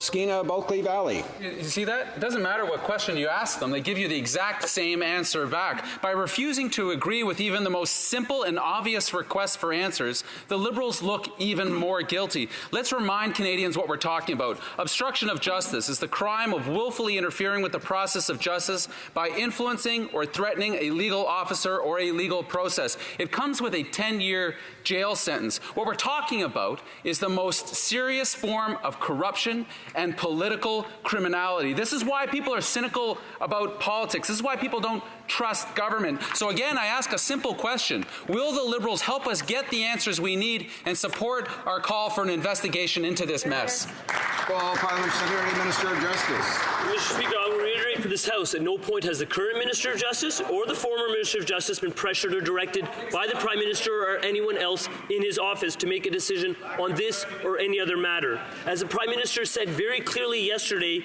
to the journalists gathered, the allegations contained in the Globe and Mail article are false. The Honourable Member for Rosemont-Lapie-Patrie. Mr. Speaker, we're not going to pretend that we haven't seen rich companies try to buy the help of politicians by making illegal contributions. After 150 years of Liberal and Conservative governments in Ottawa, it's been there, done that. KPMG, Kinder Morgan, SNC-Lavalin, it's always the same thing. When it comes time to help out their millionaire friends, the Liberals obey the orders of the powerful. Now, if they have nothing to hide, why aren't they asking the Ethics Commissioner to undertake an investigation and to shed light on this scandal? The Honourable Parliamentary Secretary to the Minister of Justice. Mr. Speaker, at no point has the Minister of Justice or the former Minister of Justice been pressured or directed by the Prime Minister or the Prime Minister's office to make any decision on this or any other matter. As the Prime Minister said yesterday, these allegations are false. The Honourable Member for Rosemont-Lapie-Petite-Patrie. Mr. Speaker, last year in the Budget Implementation Act, the Liberals amended the Criminal Code. Companies accused of corruption can have access to out-of-court agreements. That will guarantee that they'll still have access to lucrative federal contracts. Now, who's often been accused of corruption abroad? SNC-Lavalin. Who talked to the Prime Minister's office 14 times? SNC-Lavalin. When we say that the Liberals are simply puppets for large companies, well, will people finally end up knowing who's just how far their influence goes over the federal government, the Liberal government? The Honourable Parliamentary Secretary. Mediation agreements that the member opposite is referencing are something that was widely consulted upon by the Government of Canada. That process was led by PSPC. The remediation agreements were, that consultation concluded during the year of 2017. There was an announcement made in the budget. There was a press release. There was a study done in committee. The government has been entirely transparent with respect to amendments we've made to the laws of Canada with respect to remediation. Member for Barrie Innisfil. Mr. Speaker, former Liberal Ontario Attorney General Michael O'Brien has made his opinion known just how serious these allegations are and the impact that it's having on our democracy and the judicial system. Now, we found out this morning from the Globe and Mail that the Prime Minister's principal secretary, Mr. Butts, spoke to Ms. Wilson-Raybould about the SNC-Lavalin remediation case, according to the Prime Minister's Deputy Communications Director. So the question is very simple, and it requires a straightforward answer for Canadians. Did the Prime Minister's office discuss a special deal for SNC-Lavalin with the former Attorney General? Yes or no? Just remind honourable members not to use the family names of other honourable members. The Honourable Parliamentary Secretary to the Minister of Justice. Mr. Speaker, to be crystal clear, the Principal Secretary, like many others, is a member of the Prime Minister's office. And what I've said is that the Minister of Justice and the previous Minister of Justice have not been pressured or directed by the Prime Minister or anyone else in the Prime Minister's office to take any decision on this or any other matter. Barrie Innisfil. Well, the questions we're asking, Mr. Speaker, are crystal clear, and we're asking a very simple question that hasn't been answered. It wasn't answered yesterday. It hasn't been answered today. So I'm going to ask again. crystal clearly. Did the Prime Minister's office discuss a special deal for SNC-Lavalin with the former Attorney General? Yes or no? Parliament Secretary to the Minister of Justice. Mr. Speaker, at no point has the current Minister of Justice or the former Minister of Justice been pressured or directed by the Prime Minister or the Prime Minister's office to make a decision in this or on any other matter. As the Prime Minister stated clearly yesterday, the allegations contained in the original article in the Globe and Mail are false. The Honourable Member for Charles-Saint-Charles. Now, when she was shown the door, the former Attorney General of Canada said that the system of justice must be exempt of all political interference and she must speak power to truth, and that nothing less than the truth is acceptable. Did the Prime Minister's office discuss a special arrangement with the former Attorney General of Canada? Yes or no? The Honourable Parliamentary Secretary. Mr. Speaker, at no point has the Minister of Justice or the former Minister of Justice been pressured or directed by the Prime Minister or the Prime Minister's office to make any decisions on this or any other matter. The Honourable Member. That wasn't the question. Knowing that the rule of the Attorney General carries with it unique responsibilities to uphold the rule of law and the administration of justice, that our system of justice must be free from even the perception of political interference and uphold the highest levels of public confidence, the Attorney General's position must be non-partisan and transparent. So the question is simple, Mr. Speaker. Did the Prime Minister's office discuss a special agreement for SNC-Lavalin with the former Attorney General? Yes or no? The Honourable Parliamentary Secretary. Mr. Speaker, at no point has the Minister of Justice nor the former Minister of Justice been pressured or directed by the Prime Minister or the Prime Minister's office to make any decision on this or any other matter. I agree with my colleague opposite that the Attorney General is the chief legal officer of the Crown and has a responsibility to make legal advice to the government in the public interest. The Minister of Justice takes these responsibilities very seriously. Again, Mr. Speaker, that wasn't the question. The former Attorney General said very clearly, it is a pillar of our democracy that our system of justice be free from even the perception of political interference. Yet we know from the lobbyist commissioner that over a dozen times SNC-Lavalin met with members of the Prime Minister's office, including Principal Secretary Jerry Butts. The Prime Minister says that sunshine is the best disinfectant, so let's shine some sunlight onto this issue. Did the Prime Minister's office discuss a special deal for SNC-Lavalin with the former Attorney General? Yes or no? Parliament Secretary to the Minister of Justice. Mr. Speaker, to be crystal clear, at no point has the current Minister of Justice or the former Minister of Justice been pressured or directed by the Prime Minister or the Prime Minister's office, including all employees therein, to make any decision on this or any other matter. The Attorney General is the chief law officer of the Crown, providing legal advice to the government. He takes that responsibility very seriously. Member for Central Okanagan, Similkameen Nicola. Mr. Speaker, that clearly wasn't the question. We're not talking about directing or influence, Mr. Speaker. We're talking about discussions. The former Attorney General was clear that, and I quote, it's a pillar of our democracy that our system of justice be free from even the perception of political interference, end quote. Well, the Canadian public is not confident in this Prime Minister or that Parliamentary Secretary's answer. Were there any discussions of a special deal between the Prime Minister's office and the former Attorney General about SNC-Lavalin? Yes or no? The Honourable Parliament Secretary to the Minister of Justice. Mr. Speaker, at no point, N-O point, has the current Minister of Justice or the former Minister of Justice been pressured or directed by the Prime Minister or members of his cabinet. I take issue with the member opposite. The member opposite has construed this as not being about pressure or direction. That's exactly what is at issue here. That is exactly what I'm saying on the record, that there was no pressure and no direction given by the Prime Minister or members of his cabinet on this or any other matter. Malahat Langford. You know, Mr. Speaker, it was over 20 years ago that the Liberals committed to introducing a universal drug plan, but they failed to act. In the meantime, Mr. Lorenzen in my riding has paid over $25,000 for prescription medication following a surgery. Liberals lack the political will to get the job done. Enough with the studies, enough with the expert panels, enough with the rhetoric. Will they please tell Mr. Lorenzen, indeed all Canadians, are they ready to end the empty promises and implement a fully public, national and universal pharmacare plan? Honourable Parliament Secretary to the Minister of Health. Thank you very much, Mr. Speaker. Mr. Speaker, we agree that Canadians are paying too much for their prescription medicines, but unlike the NDP, we're doing our homework. When it comes to something as big and as important as pharmacare, we want to get it right.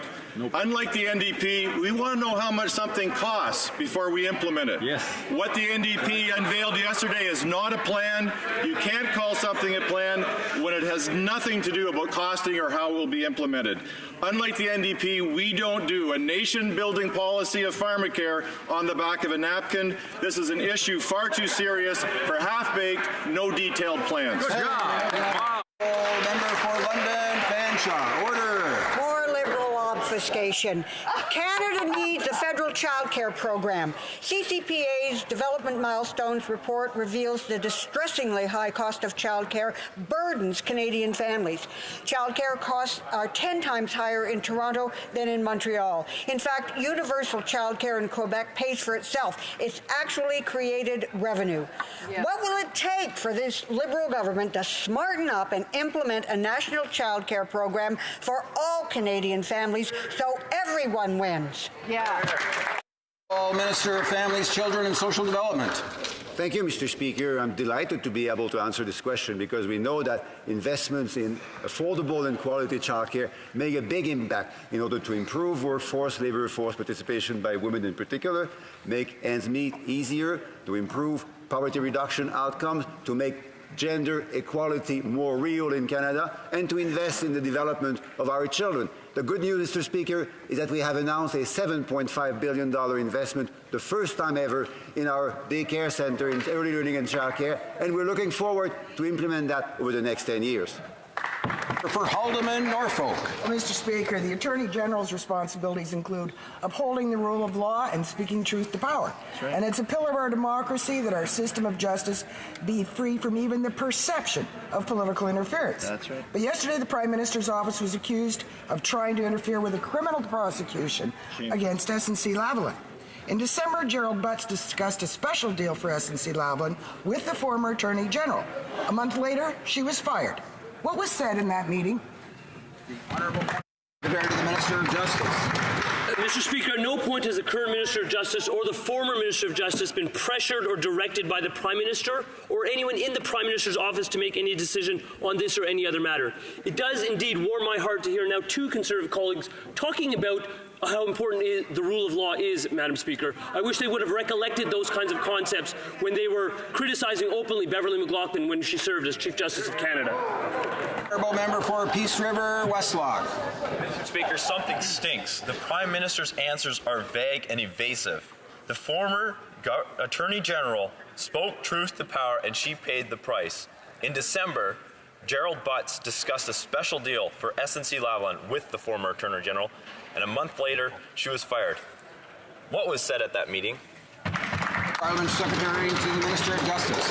Mr. Speaker, the Minister of Justice and the former Minister of Justice have not been pressured or directed by the Prime Minister or anyone in the Prime Minister's cabinet on this or any other matter. As the Prime Minister said very clearly yesterday in front of a media scrum, the allegations contained in the Globe and Mail article are false.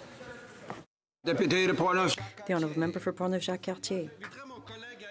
I'd like to invite my colleague to listen to the question so we can provide a real answer. Now, it was worrisome because yesterday a Globe and Mail article reported on the interference by the Prime Minister's office in a criminal prosecution. Where are the principles of impartiality in our justice system? The principles of ethics and transparency? The question is simple because Gerald Butts in December discussed an agreement with SNC-Lavalin. After that, she was fired. What was said at that meeting? The Honourable Parliamentary Secretary. As I said earlier, Mr. Speaker, at no point has the current Minister of Justice nor the former Minister of Justice been pressured or directed by the Prime Minister or the Prime Minister's office to make any decisions on this matter or any other. Member for Carlton Trail, Eagle Creek. Well, Mr. Speaker, that wasn't the question, and that carefully crafted answer falls short of what Canadians expect. As the former Attorney General said, the role of the Attorney General of Canada carries with it unique responsibilities to uphold the rule of law and the administration of justice, and as such demands a measure of principled independence. Apparently, the PM thinks otherwise. In December, Gerald Butts discussed a special deal for SNC-Lavalin with the former Attorney General. A month later, she was fired. What was said in that meeting? Parliament Secretary to the Minister of Justice. Mr. Speaker, at no point has the current minister or his predecessor been pressured or directed by the Prime Minister or members of his office to make any decision in this or any other matter. Absolutely, the member opposite has it right. The Attorney General is the chief law officer of the Crown. Absolutely, they provide legal advice to government, and they have a responsibility to act in the public interest. That's something that the minister takes very seriously. The Honourable Member for Salaberry-sur-Roi. Same answer to every question. Mr. Speaker, the municipality of Vaudreuil-Soulanges asked the NEB for a list of non-compliance incidents and for results from follow-up studies about Enbridge's Line 9B. The NDP refused to answer. I myself have tried to get this information through a written request, and this is what I got as an answer. Producing and verifying a detailed response to this question is not possible within the requested timeline and could lead to the disclosure of incomplete or misleading information. Well, gee, do you think the NEB and the Liberals have something to hide? The Honourable Parliamentary Secretary.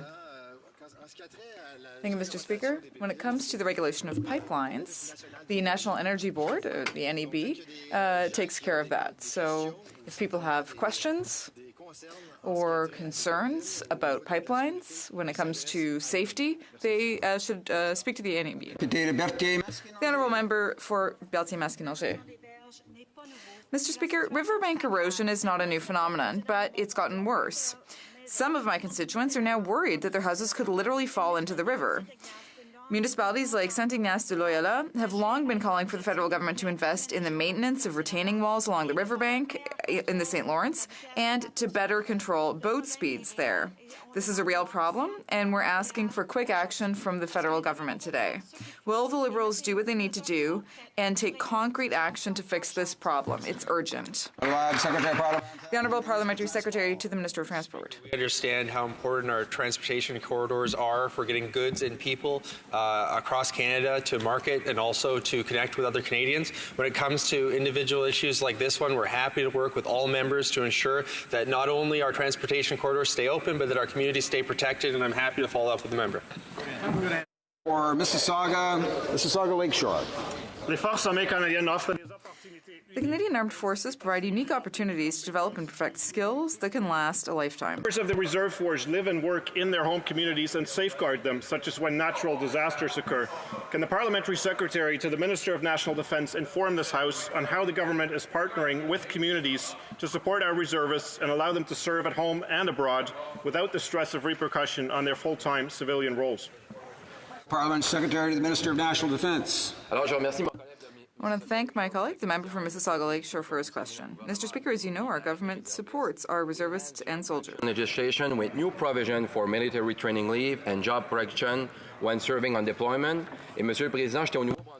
Mr. Speaker, I was in New Brunswick this weekend to congratulate local businesses and organizations who support our reservists and make it possible for them to serve. Canadian Forces Liaison Council and its partner for promoting the transferable skill of reservists to civilian jobs and helping them balance their civilian life while gaining valuable military experience that set them up for success. Thank you, Mr. Speaker.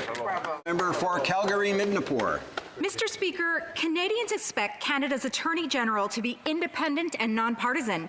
The former Attorney General knows this, and in her words, it is a pillar of our democracy that our system of justice be free from even the perception of political interference. Mr. Speaker, all of these carefully crafted and legally vetted answers regarding the PMO interfering in a criminal investigation and the firing of the former Attorney General are not sufficient. In December, Mr. Speaker, Gerald Butts discussed a special deal for SNC-Lavalin with the former Attorney General. A month later, she was fired. Who said what in that meeting? Parliament Secretary to the Minister of Justice. Mr. Speaker, as I've said several times in this chamber today, no point whatsoever did the current Minister of Justice or the former Minister of Justice were they pressured or directed by the Prime Minister or anyone in the Prime Minister's office to make a decision on this or any other matter. Mr. Speaker, I've been patient, but about at least half a dozen times, members opposite have said that the former minister was fired in the context of accepting the honour of taking on serving Canada's veterans. And I think in terms of the men and women who have fought for this country and served so valiantly, I think that is actually an inappropriate statement to be making in this House and should be addressed. Honourable member for North Okanagan and Shuswap. Mr. Speaker, the Parliamentary Secretary still hasn't answered the question. I want to go back and quote the former Attorney General. It has always been my view that the Attorney General of Canada must be nonpartisan, more transparent in the principles that are the basis of decisions, and in this respect, always willing to speak truth to power. Shockingly, now it appears the Prime Minister fired the former Attorney General for speaking truth to power. In December, Gerald Butts discussed a special deal for SNC-Lavalin with the former Attorney General. A month later, she was fired. What was said in that meeting? Parliament Secretary to the Minister of Justice.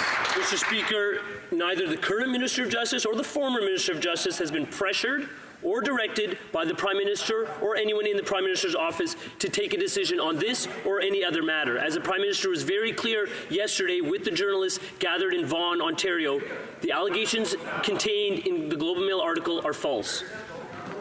River. Thank you, Mr. Speaker. Well, that wasn't quite the question answer that we needed, but the reports about the PMO interference in criminal prosecution are shocking. So, in December, Gerald Butts discussed a special deal with SNC-Lavalin with that former Attorney General. A month later, she was demoted. What was said in that meeting? Canadians need to know. Parliament Secretary to the Minister of Justice. Mr. Speaker, the current Minister of Justice and his predecessor have neither been pressured or directed by the Prime Minister or anyone in the Prime Minister's office to make a decision on this or any other matter. Clearly, the Attorney General is the chief law officer of the Crown and provides legal advice to government with the responsibility to act in the public interest. The Minister takes this responsibility very seriously. Grenville, Thousand Island, and Rideau Lakes. Thank you, Mr. Speaker. But again, no surprise, that wasn't the answer to the question that was asked. And these reports of PMO interference in a criminal prosecution are deeply troubling. It's no wonder the Prime Minister fired his Attorney General when she called for principled independence and transparency. She said, quote, "It is a pillar of our democracy that our system of justice be free from even the perception of political interference. The pillars of ethics, principle, and transparency have been absent from this government."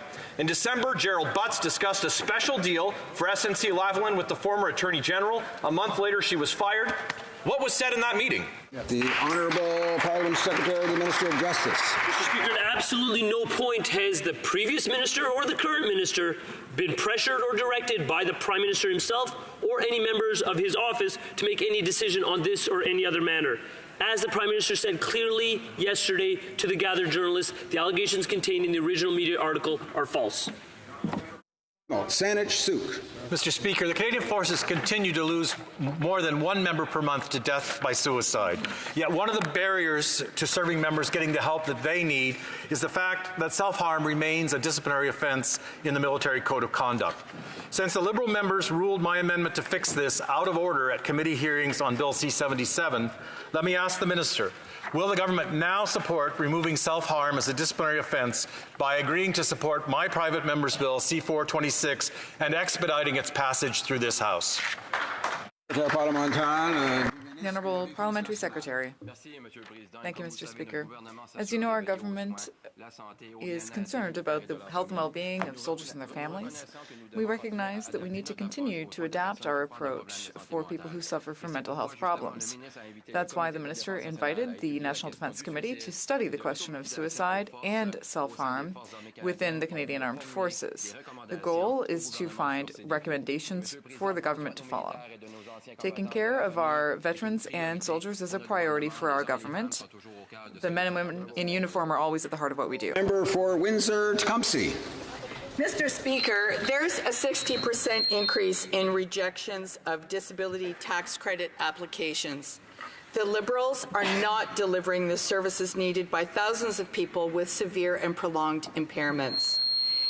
The disability savings they qualified for as far back as 10 years is also being taken, clawed back. Nearly 80% of appeals win, and it makes us wonder if this is intentional. The Liberals take care of their friends on Bay Street, and people with disabilities are being ripped off. Will the Liberal government fix this problem now? The Honourable Parliamentary Secretary to the Minister of National Revenue. Mr. Speaker, I want to thank my colleague for the question. Our government recognises that living with a disability can have significant impact on the lives of those affected and their loved ones. That is why we put in place measures to make the disability tax credit more accessible by, for example, reducing the complexity of the form and allowing nurse practitioners to certify the forms of their patients. Our government reinstated the Disability Advisory Committee, which was abolished under the Harper Conservatives, to give people with disabilities a strong voice in advising the agency. We look forward to receiving the committee's recommendations. Thank you.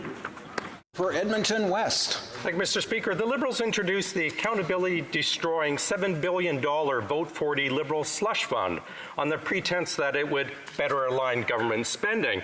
Now, the PBO has once again reported that this measure has been an abject failure. The Liberals killed spending oversight in an election year so they can spend on what they want with zero accountability. Will the new Treasury Board president listen to the Parliamentary Budget Officer and eliminate the Vote 40 Liberal slush fund? Parliamentary Secretary to the President of the Treasury Board. Thank you, Mr. Speaker. And our government has always been guided by the view that parliamentarians have the right to know where public funds are going and how they're being spent. For the very first time, parliaments have at their disposal a detailed reconciliation between the budget and main estimates. They never had that before. That means when they are studying the main estimates, parliamentarians will now be able to study a document that is relevant and complete for that year. This is a major improvement over previous years when the main estimates were rendered obsolete soon after they were tabled because they didn't reconcile with the budget. Prince George. Mr. Speaker, 8-year-old Liam and 9-year-old Mia Terabici were kidnapped. They were taken to a foreign country, and this Prime Minister has done nothing to bring them home. The only hope of ever having these children brought home to their mom, Shelley, is if the Prime Minister calls the President and Prime Minister of Lebanon and asks for them to intervene. These two Canadian children need to be home here in Canada with their mom. Why hasn't the Prime Minister called President Owen and Prime Minister Harari? Honourable Parliamentary Secretary to the Minister of Foreign Affairs. Thank you, Mr. Speaker. Our thoughts go to the family at the center of an abduction of Canadian children to Lebanon. Canadian consular officials are in direct contact with the family and are providing consular assistance and advice, and due to the provisions of the Privacy Act, no further information can be disclosed at this time. For Caribou, Prince George. Seriously, that answer is shameful. 2 Canadian children kidnapped, taken to a foreign country, and that's the answer that we get? Mr. Speaker, in Shelley's own words, the only person that can do something is the Prime Minister, who so far hasn't cared enough to do anything for his own citizens. She says, what do I have to do to be heard? Become a donor? Why won't this Prime Minister just pick up the phone and bring Liam and Mia home? Parliamentary Secretary to the Minister of Foreign Affairs.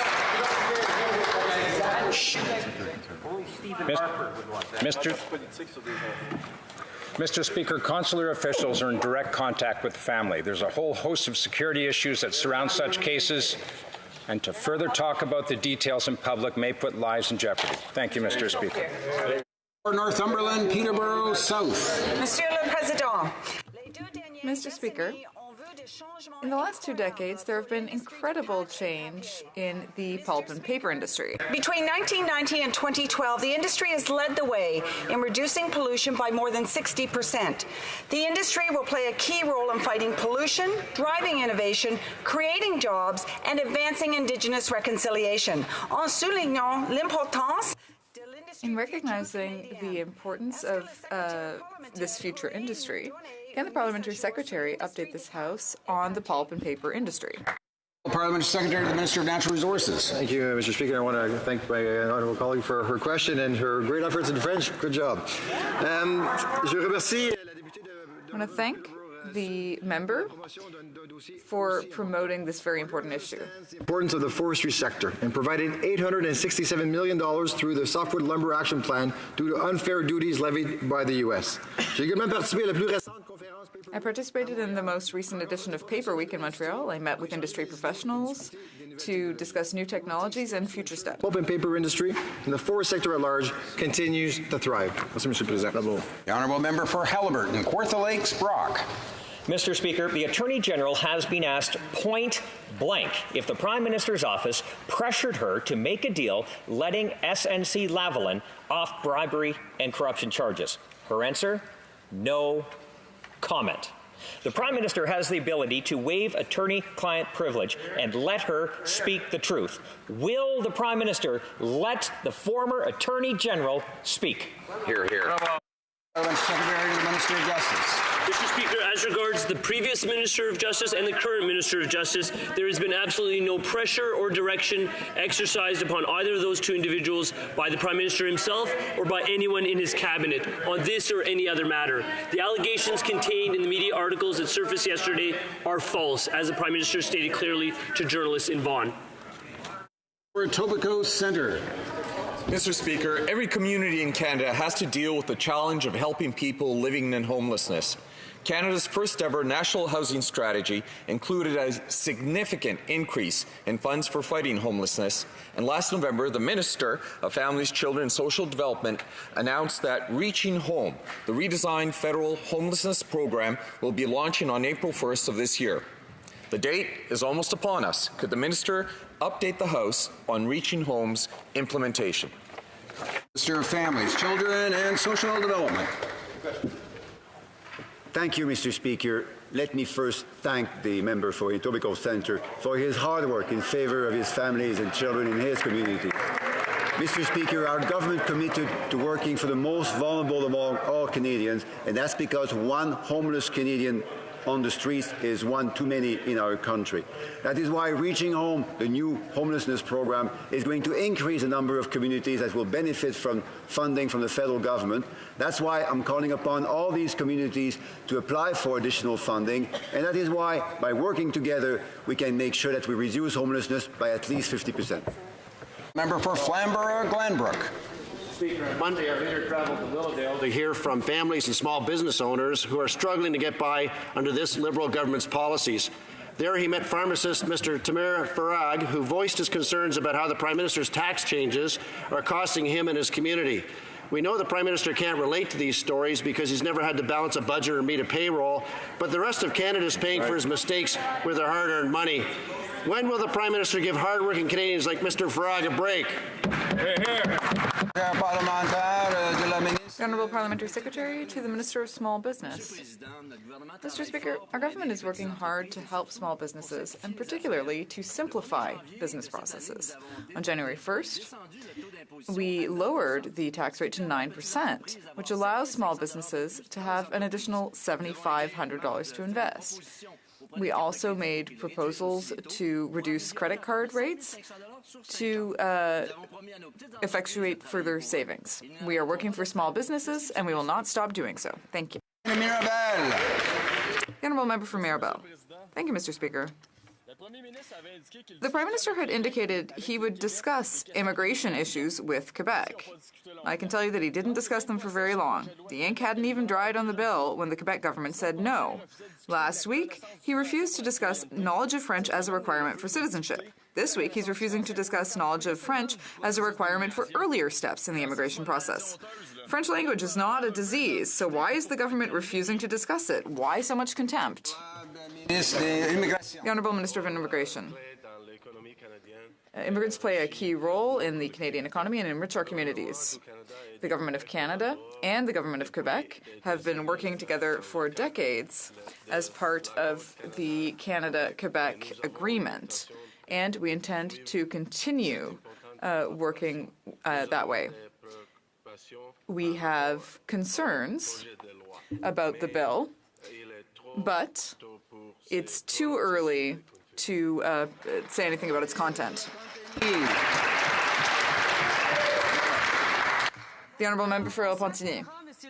Well, Mr. Speaker, you'll remember that the government had refused to have a real discussion with Quebec about immigration levels, claiming that there's a labour shortage that needed to be addressed. But today, Quebec is working on legislation to address this labour shortage in rural regions as soon as possible.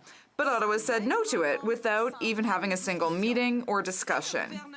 If the government believes that labour shortages in the regions are a problem, why won't the government let Quebec solve that problem? The Honourable Minister of Immigration. Immigrants play a key role in the Canadian economy and enrich our communities. The governments of Canada and Quebec have been working together for decades under the Canada-Quebec Agreement, and we intend to continue that important work. We have some concerns about this bill, but it is too early to say anything about its content. The Honourable Member for La Pontigny. Well, this morning, the Prime Minister said no. He closed the door to this. This Quebec bill on immigration was tabled just yesterday. There will be debates in the National Assembly.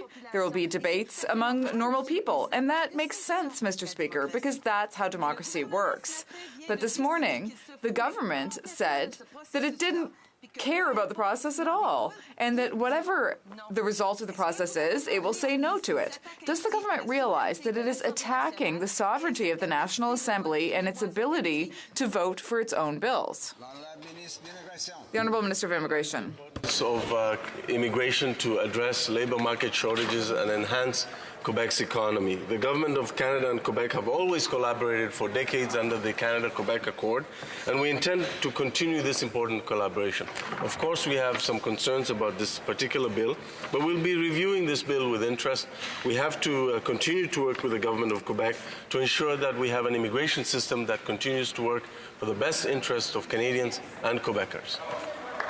Got time for one more question. The Honourable Member for Perth Wellington. Thank you very much, Mr. Speaker. Again, all through question period today, we've asked a very simple question to the Attorney General and to his Parliamentary Secretary, and we still have not had an answer. We know that Gerald Butts met with the former Attorney General to discuss the SNC-Lavalin issue. Very simple question to the Attorney General. Did that discussion include a special deal for the SNC-Lavalin company? Yes or no? Parliamentary Secretary and Minister of Justice. Mr. Speaker, I too have sat here attentively during the full hour of question period, and I will say again, at no point did the current Minister of Justice or the former Minister of Justice were they pressured or directed by the Prime Minister or anyone in the Prime Minister's office to make any decision on this or any other matter. As I have reiterated, the allegations contained in the Globe and Mail article, as the Prime Minister stated yesterday, are false. That will conclude the question period for today. Tabling of documents. Dépôt de documents. Long Lab. The Honourable Parliamentary Secretary to the Minister of Crown Indigenous Relations. 32.2, I have the honour to table in both official languages copies of the following 5 reports. 1, the annual report of the Implementation Committee, Satu Deni and Métis Comprehensive Land Claim Agreement, dated April 1st, 2015 to March 31st, 2016. The Snamon Nation Final Agreement Implementation 2016 to 2017 report. The Manot First Nations Final Agreement Implementation Report 2014-15. The annual report of the Implementation Committee, Satu Deni and Métis Comprehensive Land Claim Agreement, April 1st, 2016 to March 31st, 2017. And finally, the 2014-15 Labrador Inuit Land Claims Agreement Annual Report. Thank you, Mr. Speaker. Tabling of documents. Dépôt de documents. Introduction of government bills. Dépôt de projet de loi émanant du gouvernement. Déclaration de ministre. Statements by ministers.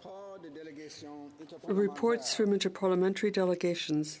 Presenting reports from committees. The Honourable Member for Bay of Quinte. Mr. Speaker, I have the honour to present in both official languages the 11th report on the Standing Committee on Veterans Affairs entitled Indigenous Veterans from Memories of Injustice to Lasting Recognition. Pursuant to Standing Order 109, the committee requests the government table a comprehensive response to this report. Thank you, Mr. Speaker.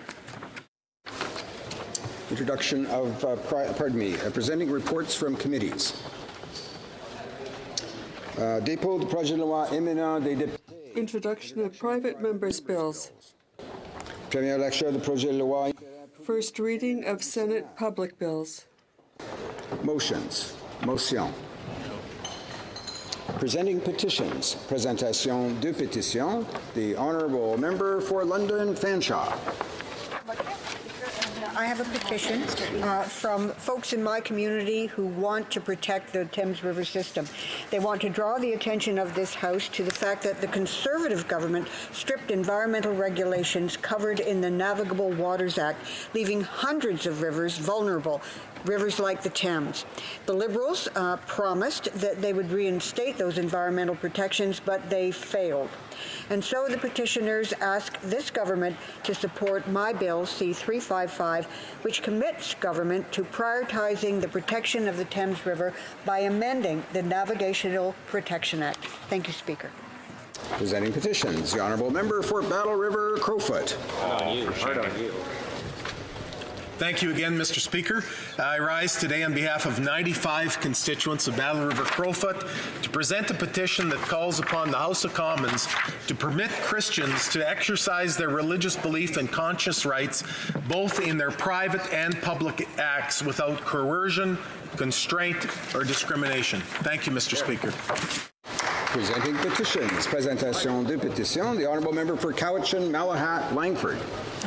Thank you, Mr. Speaker. I have two petitions to present today. The first comes from constituents along the coastal area of my riding of Cowichan, Malahat, Langford, and it's with respect to the interim protocol for the use of southern BC anchorages. This interim protocol has basically transformed the waters around my riding into a long-term industrial parking lot for freighters, and so therefore the petitioners call upon the Government of Canada to provide urgently needed protection for the Southern Gulf Islands' fragile and currently stressed ecosystems and socioeconomics by suspending the interim protocol for the use of southern BC anchorages immediately and consulting further on a new protocol that discontinues the use of the Southern Gulf Islands of BC as a parking lot for freighters. The second petition, Mr. Speaker, calls on the Canadian government that it should not be spending billions of dollars on a pipeline. It disregards the right of Indigenous peoples to say no to projects that affect their territories and resources, that expanding the pipeline would increase our greenhouse gas emissions and make it impossible for us to meet our global climate targets. Therefore, the federal government must cease the Trans Mountain pipeline expansion and instead invest in clean, renewable energy sources. Petitions. The Honourable Member for Edmonton West. Submitted a petition with several hundred names from my riding in Edmonton West in the Alberta area, province of Alberta, asking the government to move quickly on Bill C-350 and Bill S-240, which prevent Canadians from going abroad, obtaining organs that have been obtained without consent. Thank you. Presenting petitions. Présentation de pétitions.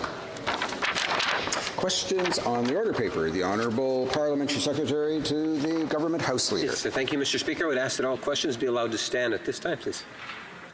Agreed? Agreed? Yes? Agreed and so ordered. Okay.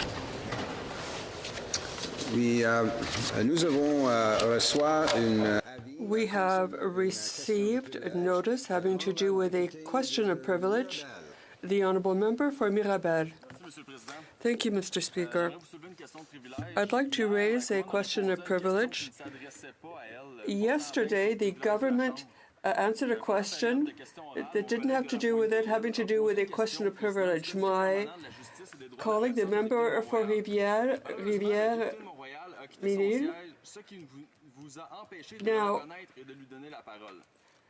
the member left her seat, which didn't allow her to hear an answer to the question. You will hear a voice speaking to my colleague if you go over the recording. Mr. Speaker, it says, in the authorities say,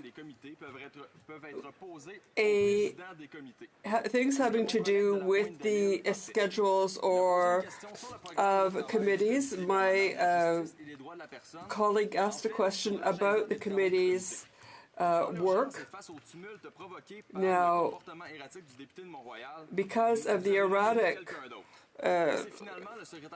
conduct of the member for Montréal, you recognized someone else, and my question, the member for La Pointe-de-L'Île did not have her question answered. It's intolerable that the Prime Minister should stand in the House and deal with a question of privilege. This challenges the authority of the chair. In other words, it challenges the privilege of the House, and this is a legitimate issue. A Minister of the Crown should not be able to answer a question having to do with the program or the agenda of committee's work. So Parliament and parliamentary committees are not at the service of the government.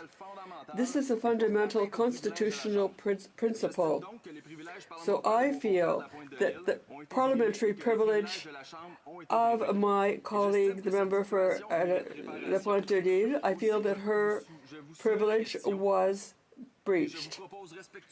And I would propose respectfully the following solution. It seems to me reasonable that after the break that you would give the member for La Pointe-de-L'Île a new opportunity, a new question, and give the Minister of Justice or whoever the right to respond. Thank you, Mr. Speaker. I'd like to thank the honourable member for Mirabel for his intervention. We will certainly take the time necessary to consider his arguments, and at the same time, I will look at the research he has gathered to make his intervention. And then we will deal with this question of privilege raised by the member for Mirabel.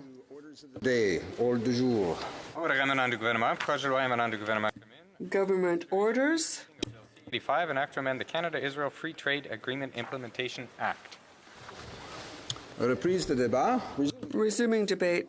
Member for Windsor-Tecumseh. Thank you, Mr. Speaker. I rise to speak to Bill C-85, an act to amend the Canada-Israel Free Trade Agreement Implementation Act and to make related amendments to other acts. As New Democrats have pointed out in previous debate of this bill, we have serious concerns about the lack of human rights protections contained in the Act, particularly relating to the rights of Palestinians in territories occupied by Israel. The NDP tried to address these concerns at committee, and all amendments were voted down. That said, we are not opposed to a free trade agreement with Israel. New Democrats are in favor of international trade agreements that respect human rights, the rights of workers, the environment, and all of our international obligations. In fact, we supported this bill at second reading and had proposed amendments that would have made C-85 a truly progressive free trade agreement, the very sort of agreement this government claims with great bluster and swagger to support, but never actually seems to sign.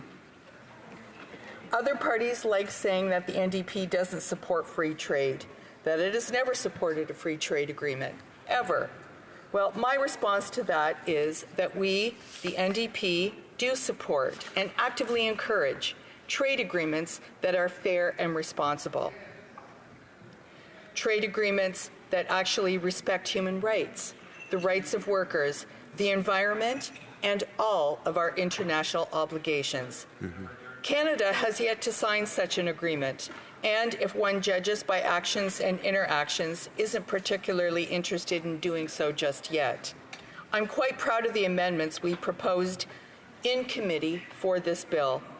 We brought forward amendments on human rights, gender rights, Indigenous rights, and labor rights. These are reasonable, achievable amendments, as proven by the advances made by the European Union in their update of their free trade agreement with Israel. That relations between Canada and Israel are based on respect for human rights and international law. Our amendments, first and foremost, wanted to ensure this fundamental concept.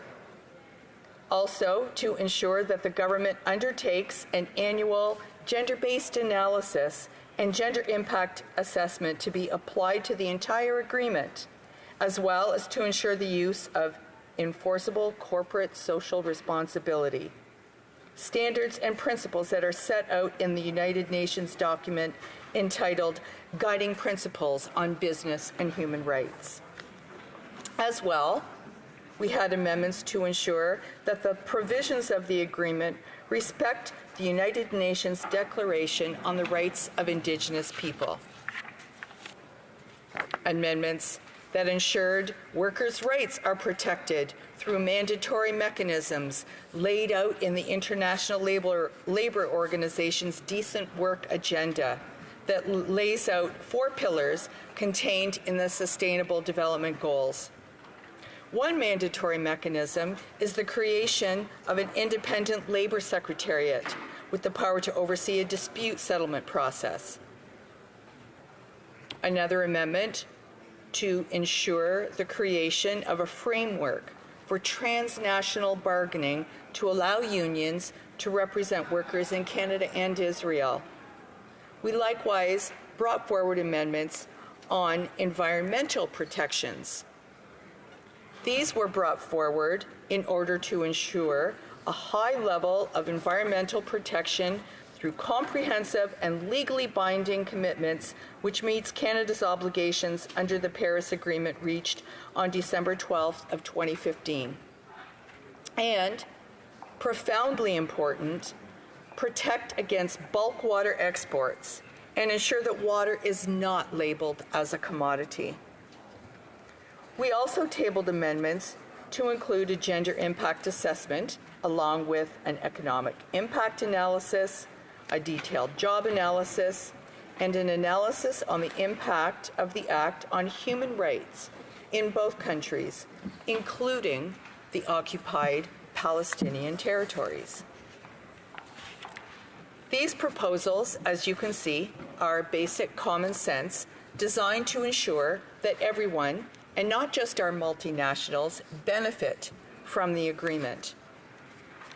As our party's critic for international human rights, I'm gravely concerned with the impacts that these trade agreements have on human rights of the nations involved. Economic objectives, unfortunately, conflict with human rights obligations in many scenarios. Canada, for instance, has free trade agreements with a number of countries with appalling human rights records. Honduras, for example, and Mexico, a country whose very state apparatus has come perilously close to collapsing due to corruption both by and conflict with the largest narcotics trafficking enterprises in the world. And Colombia, where over 400 human rights defenders have been murdered over the last 3 years. As for this Canada-Israel Free Trade Agreement, I am deeply concerned with the lack of human rights protections in the bill and no recognition of the rights of Palestinians living in their sovereign territories occupied by Israel. Canadians expect their governments to sign trade deals that respect human rights, international law, and our foreign affairs policies. This bill does not conform to these expectations. Without these protections, the Canadian government is not respecting Canada's commitment to a peaceful and just settlement of the Israeli-Palestine conflict. The European Union at least pushed for and got a human rights clause in its free trade agreement with Israel. Notably, since 2015, the EU, a member of the World Trade Organization, has required that products from the occupied territories be labeled as such. While the Israeli government has opposed these measures, it hasn't challenged them at the World Trade Organization. This is important as Canadians are concerned that Israeli wine, for instance, lacks proper labeling to know whether or not grapes were produced in the occupied territories. In July of 2017, the Canadian Food Inspection Agency ruled that wines made in the occupied West Bank could not be labeled as products of Israel. After the ruling, the Liquor Control Board of Ontario directed its vendors to pull the products from their shelves. The CFIA emphasized that Canada does not recognize the occupied territories as part of Israel, and labeling products produced there as made in Israel were misleading to consumers and in violation of Canada's Food and Drug Act.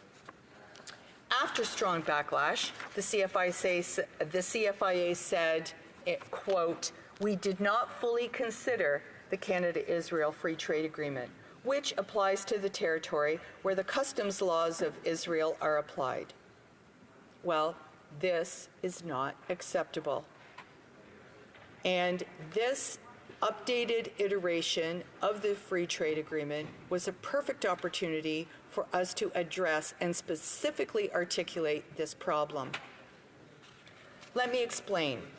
This trade agreement appears to fail to distinguish between the State of Israel and these occupied Palestinian territories. The European Union has, since 2015, as mentioned, required products from the occupied territories to be labeled as such.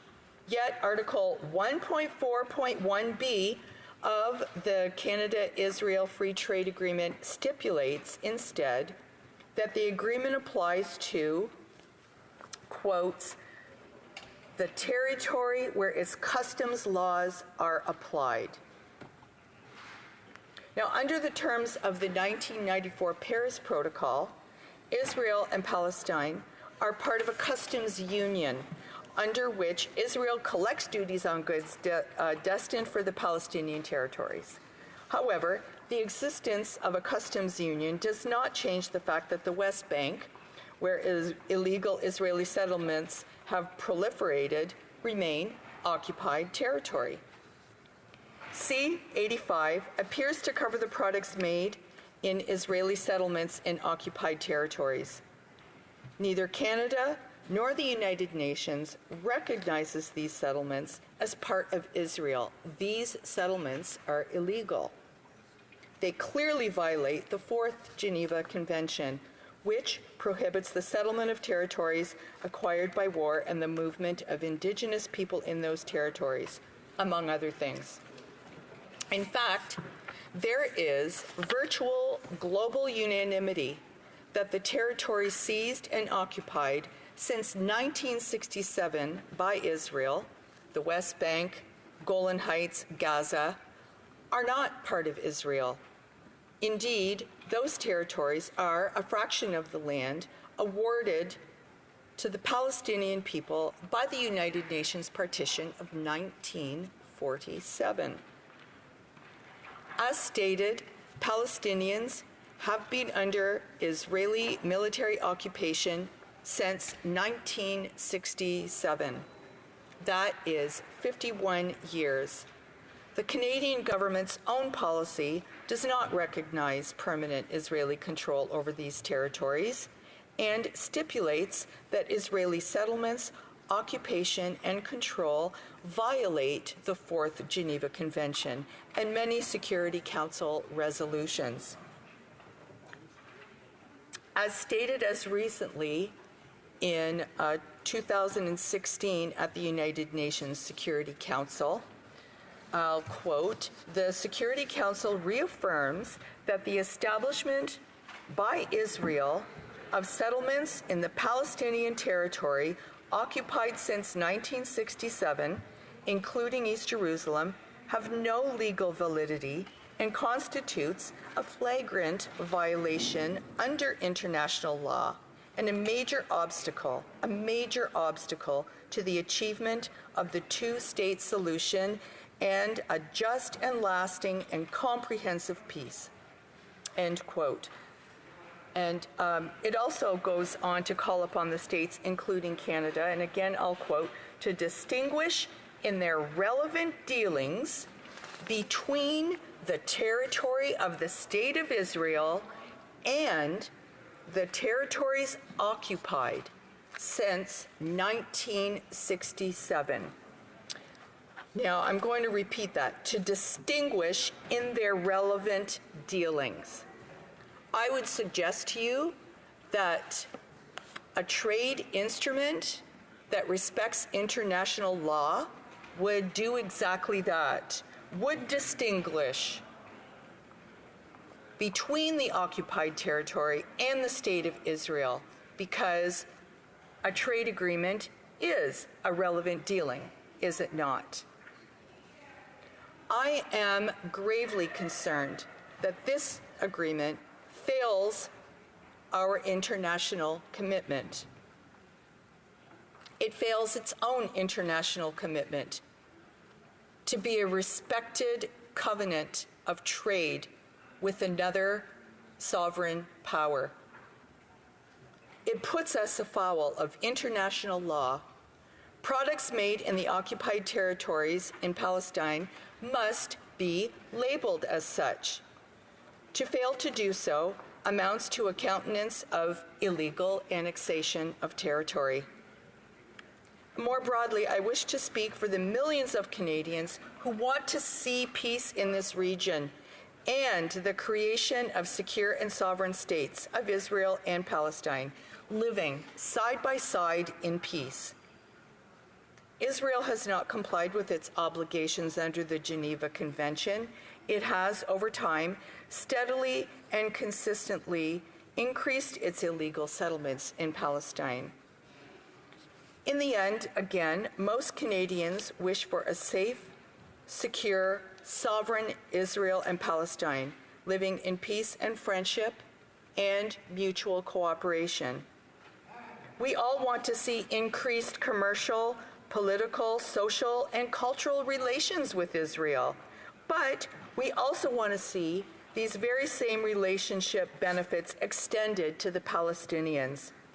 Trade agreements are important legal instruments that play an important role, along with diplomacy, in ensuring that internationally recognized human rights standards and laws are adhered to and maintained. They absolutely must themselves comply with these laws and norms. The Canada-Israel Free Trade Agreement isn't merely the technical construct of an economic relationship with chapters and chapters on the exchange of goods and services and some voluntary feel-good promises. This is a political treatise that has profound influence on people. It is reckless to sign a free trade agreement that disregards the issue of occupied territory. This only exacerbates the situation. And all for what?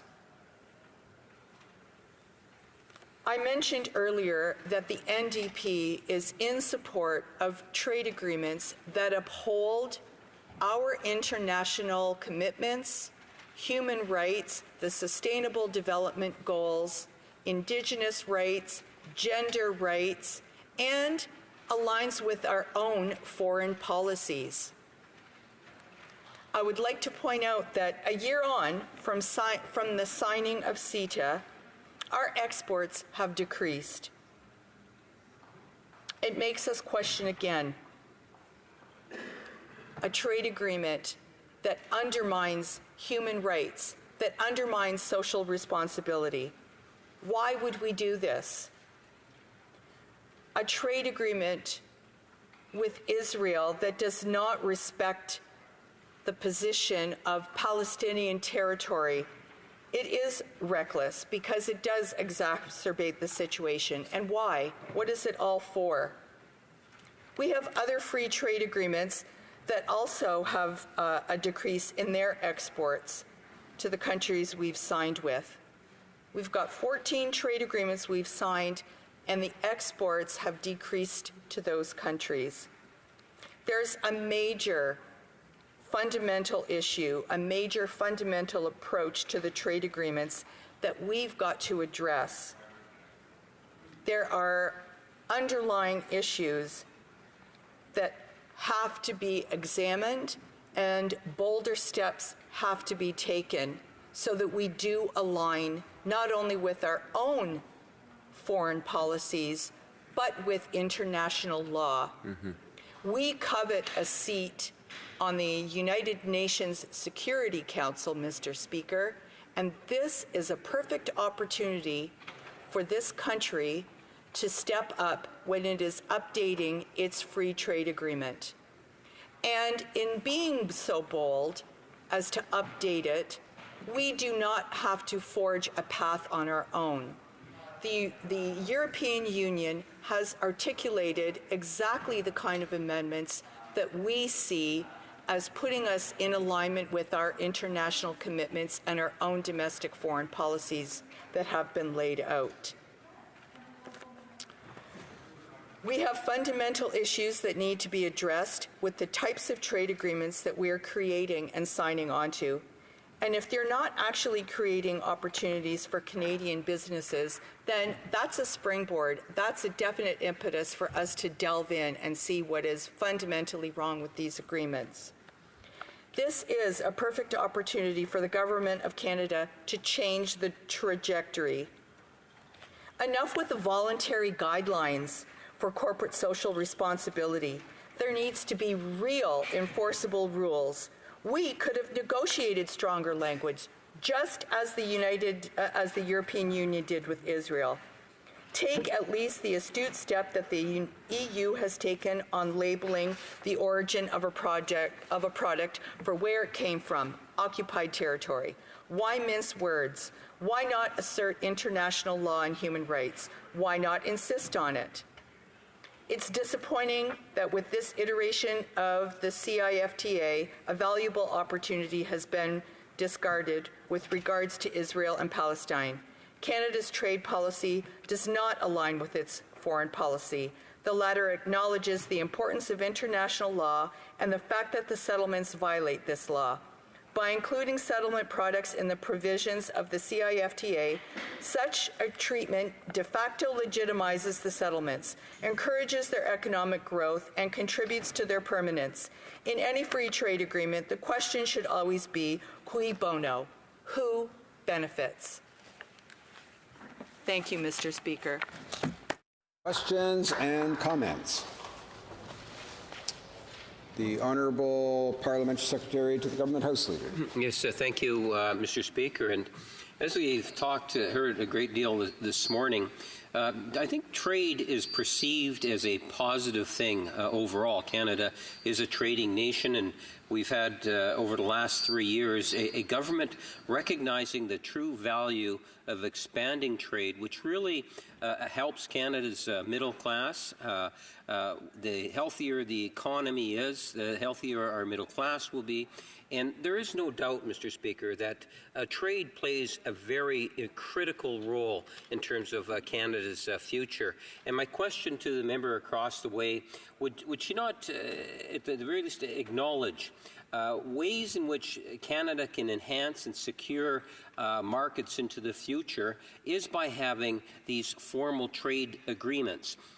Yes, to a certain degree, there's always room for improvement, but gaining that access is so critical, and that's something in which this government has strived to do over the last 3 years. Well, member for Windsor-Tecumseh. Thank you, Mr. Speaker. Well, Canadians expect our government to sign free trade agreements that respect human rights and that are in line with our own domestic foreign policies. Therefore, we know that it is achievable. It's being articulated in other documents and other laws. And when we have trade agreements, it is certainly reasonable to expect that we will align with the international laws that we've recognized, and that we will use these international law instruments and our own domestic laws so that a corporate social responsibility, for example, is not voluntary, that human rights are not voluntary. And as they're set out in this agreement, they actually fall short of what we have been achieving. Therefore, it is not a trade agreement that has all of the promise to be as beneficial. As we've seen in the past, we're not learning from the past right now. We have examples where our exports have decreased and where we have seen an increase in human rights strife and labor strife. So we could be moving forward with very articulate examples in how to do this properly. And comments. The Honourable Member for Bow River. Thank you, Mr. Speaker. And I've been listening today to the discussion about the free trade agreement. And as the Conservatives have worked with trade agreements and signed many of those in the past years, the opportunity, in the sense of signing an agreement, and sometimes you'll find, in particular the constituency I'm from, that when an agreement is signed, there may be opportunities. Maybe markets have changed. Maybe the types of things they grow might be more advantageous in this particular one, and it sometimes changes. So the cycles of economic and the products that are produced do go up and down. So to use that as saying some things have gone down and the economics change in different things, but signing the agreement makes those opportunities possible. Settlements is another thing. The term I know of contested settlements, but not illegal settlements. So that's another terminology that's been thrown out today to understand it. There's contested, but they're not illegal settlements. Thank you, Mr. Speaker. Member for Windsor-Tecumseh. Mr. Speaker, I'm not going to get into a debate about that. This is accepted international law that we recognize with the Geneva Conventions, and we're using the proper language that Canada uses as a sovereign nation that is representative at the United Nations and is now seeking a seat on the Security Council, incidentally. So I would hope that we are not going to muddle the language, the legal language that's being used and put forth. What I would say about our trade agreement that is moving forward with Canada and Israel, we had a perfect example of revisiting these changes as were mentioned. This is why we go in and update, and why we are adaptable as nations, as not just the bureaucrats, but the politicians, the governments, the decision makers have to be responsive.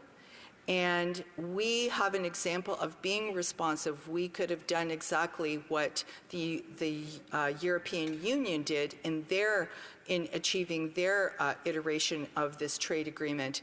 And it is very unfortunate that we did not take a more forceful stand to do that. Questions and comments? The Honourable Member for Cowichan, Malahat, Langford. Thank you, Mr. Speaker. I'd like to thank my colleague from Windsor-Tecumseh for demonstrating to this House how it's possible to have a conversation about Israel-Palestine in a respectful and calm manner that is free from the hyperbole that we so often see attached to this issue. I think she very clearly explained how Canada's foreign policy and our trade policy often take very divergent paths.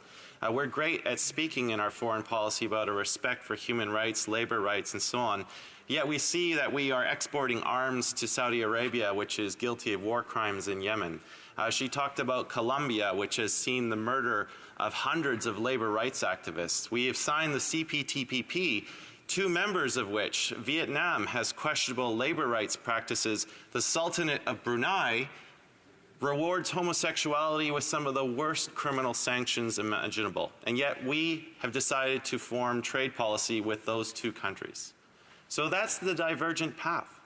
And so my question centers around, Mr. Speaker, centers around the fact, where was the so-called progressive wing of the Liberal Party when some of our closest allies in the European Union have already recognized this, that it is not right and proper to treat products that were produced in the occupied territories, which is in line with this own government's policy at the United Nations. Why was the Liberal Party missing in action with this very simple question about how our foreign policy diverges from our trade policy? Thank you. Member for Windsor-Tecumseh. Thank you, Mr. Speaker. I want to thank my honourable colleague for laying out and articulating in a very responsible way the conundrum that we have when we look at this type of an agreement. Why is there such a conflict? We should be in alignment. We do have examples of ways that we can be responsible and in line with our own policies. And there are so many abuses of human rights internationally. And it does put pressure on us as a country because we are called to address some of these issues. We are called to answer to the human suffering in a lot of cases. What I would say right now is that if we all aspire to and have these conversations and articulate what we expect to see in these agreements and know that it's achievable, we have to make that commitment. It is extremely frustrating to watch how the progress is made and people use terminology like something is contested or, it's common law. It's recognized as international common law because they collect their tariffs. I mean, whenever we split hairs like this, the problem just exacerbates itself. And we have examples. We could be, it's a privilege. It is a privilege to trade with a country like Canada. We have vast and varied products and resources and services. We have talent. We have unique, bold, beautiful. We've got it all. And we're a country with a respectful reputation. It is a privilege to trade with us. If we held our heads high when we were going into these negotiations and had that same level of expectation for our trade agreements, I think we wouldn't have to have this debate today. Thank you. That will complete the round. I see the government House Leader rising on a point of order. Thank you, Mr. Speaker. It's with deep regret that I inform you that an agreement cannot be reached under the provisions of Standing Order 78.1 or 78.2 with respect to the second reading stage of Bill C-91, an act respecting Indigenous languages. Under the provisions of Standing Order 78.3, I give notice that a Minister of the Crown will propose at the next sitting a motion to allot a specific number of days or hours for the consideration and disposal of proceedings at the said stage. I really do hope we find a better way forward, Mr. Speaker, so I unfortunately have to give notice today. I thank the Honourable Government House Leader for giving notice and resuming debate. The Honourable Member for Sackville, Justin Jessica. Thank you very much, Mr.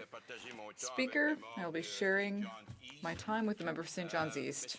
I'm very proud to stand first time officially to give a speech in this new chambers, of course, and as you know, it's extremely remarkable to see what the engineers and all the people that contributed to this success have been able to achieve, and I'm very proud to stand and speak on C-85, the Act to amend the Canada-Israel Free Trade Agreement, the Implementation Act. Now, Mr. Speaker, you have to keep in mind this is not a new trade deal. This trade deal existed for 20 years, and it was very, very successful, and we've seen the trade and the increase by 3 times, if you want, the trade revenues through this deal, which is now at $1.7 billion. But that trade deal was focused only on goods being traded, and we've been able to upgrade. Back in 2017, it was agreed that we should modernize and increase or add chapters to it, and that's what we did, and we signed off in 2018. Now, the updated pieces are extremely important. When we talk about dispute resolution, as you know, it's important when two or more trading partners move forward in the trading deals. If there's any disputes, then you have to have a process in place to ensure that we can find solutions to that and continue to trade. And this is what we were able to add as far as an updated piece, if you want. We've also were able to eliminate or reduce heavily the tariffs that were on the products and the increased products, of course, that's in this deal as well. And the rules of origin as well, which is the supply chain, which is quite complex, but we were able to make some headway in that area as well, which is very important. The new pieces, the new chapters, the online or the e-commerce, the online piece, of course, 20 years ago, I don't know if anybody in this chamber remember much about online, but there wasn't too many people doing anything online, and the young people probably are not really aware of that as much as we would be. But 20 years ago, that chapter was not, of course, and it's an important one for us. The second one is the intellectual property, which is another very important piece. When we do research and development, we have to make sure that the investments, we want companies to invest in that, and we want to make sure those investments are going to continue. And for that to happen, you have to have some policies, copyrights, that are guaranteed as you move forward. So that's been an added piece. We've also, of course, added pieces of protection on the environment, which is extremely important to our government, as you know, and also on labor law, which were added, if you want, features to or chapters. But the piece I want to touch on the most is the progressive items or elements that's in this trade deal, Mr. Speaker. When we start talking about gender equality. When we start talking, we've been talking about this in our trade deals the last 2 years, how it's extremely important. It's a very, just bringing the perspective of a woman to decision making at that level is very important. And we need to have more. And this is allowing this to happen not just in Canada, but in Israel as well. And we know that's going to also help the workforce, because we don't have enough people to fill all the jobs that are required as we continue to prosper. And that's extremely important, Mr. Speaker. Also, the small and medium-sized enterprises. You know, when we talk about trade deals, we're often thinking about the big companies trading internationally, big companies trading globally. Well, Mr. Speaker, what we've done here is able to recognize the importance and support the small and medium-sized enterprises so that they can be big players in this trade deal as well. And we've been able to achieve that as well. And then, of course, we've been able to move on the corporate social responsibility. I know some will criticize that it's voluntary, but it brings people to the table, and then we can start really having some good discussions to make things better. Good corporate citizens. That's extremely important. But, Mr. Speaker, I have to speak about all these trade deals that our government has been able to accomplish. You know, I listen to the Conservative, and they talk about them having worked on such trade deals, but they didn't get the job done. And what we're doing, we've enhanced, we've improved, and we got the job done, and we're delivering. And that's what's important, Mr. Speaker, very important. We have to keep in mind, Canada's our trading nation. 60% of our GDP comes from trade. So we need to trade. And when we look at what we signed over a year ago, CETA, very impressive. We have access now to 500 million people, 500 million people more. We have seen already an increase in the first year at 3.1%, which represents over $1 billion extra, which is important. We've taken 98% of the tariffs are off the products going across borders. That's a major, major increase. It was 25% before. Now it's 98 plus, almost 100%, and some of them are 100%. Very impressive as well. And we've seen the elimination in certain areas, of course, for Nova Scotia, food and seafood, and many other industry, agriculture. Those are very important industries for Nova Scotia and for Canada as well. Now let's talk about the added, yes, you guessed it, another 500 million people was our deal at CPTPP with Asia, a new market as well, adding potential of our products leaving Canada and going to those countries, 11 countries in all, 500 million people, as I said, sectors, fisheries, again, forestry, agriculture, metal, etc. Is there a theme here, Mr. Speaker? Absolutely. There's a major theme because all these negotiations are new agreements which are really putting Canada in another place internationally. Extremely important.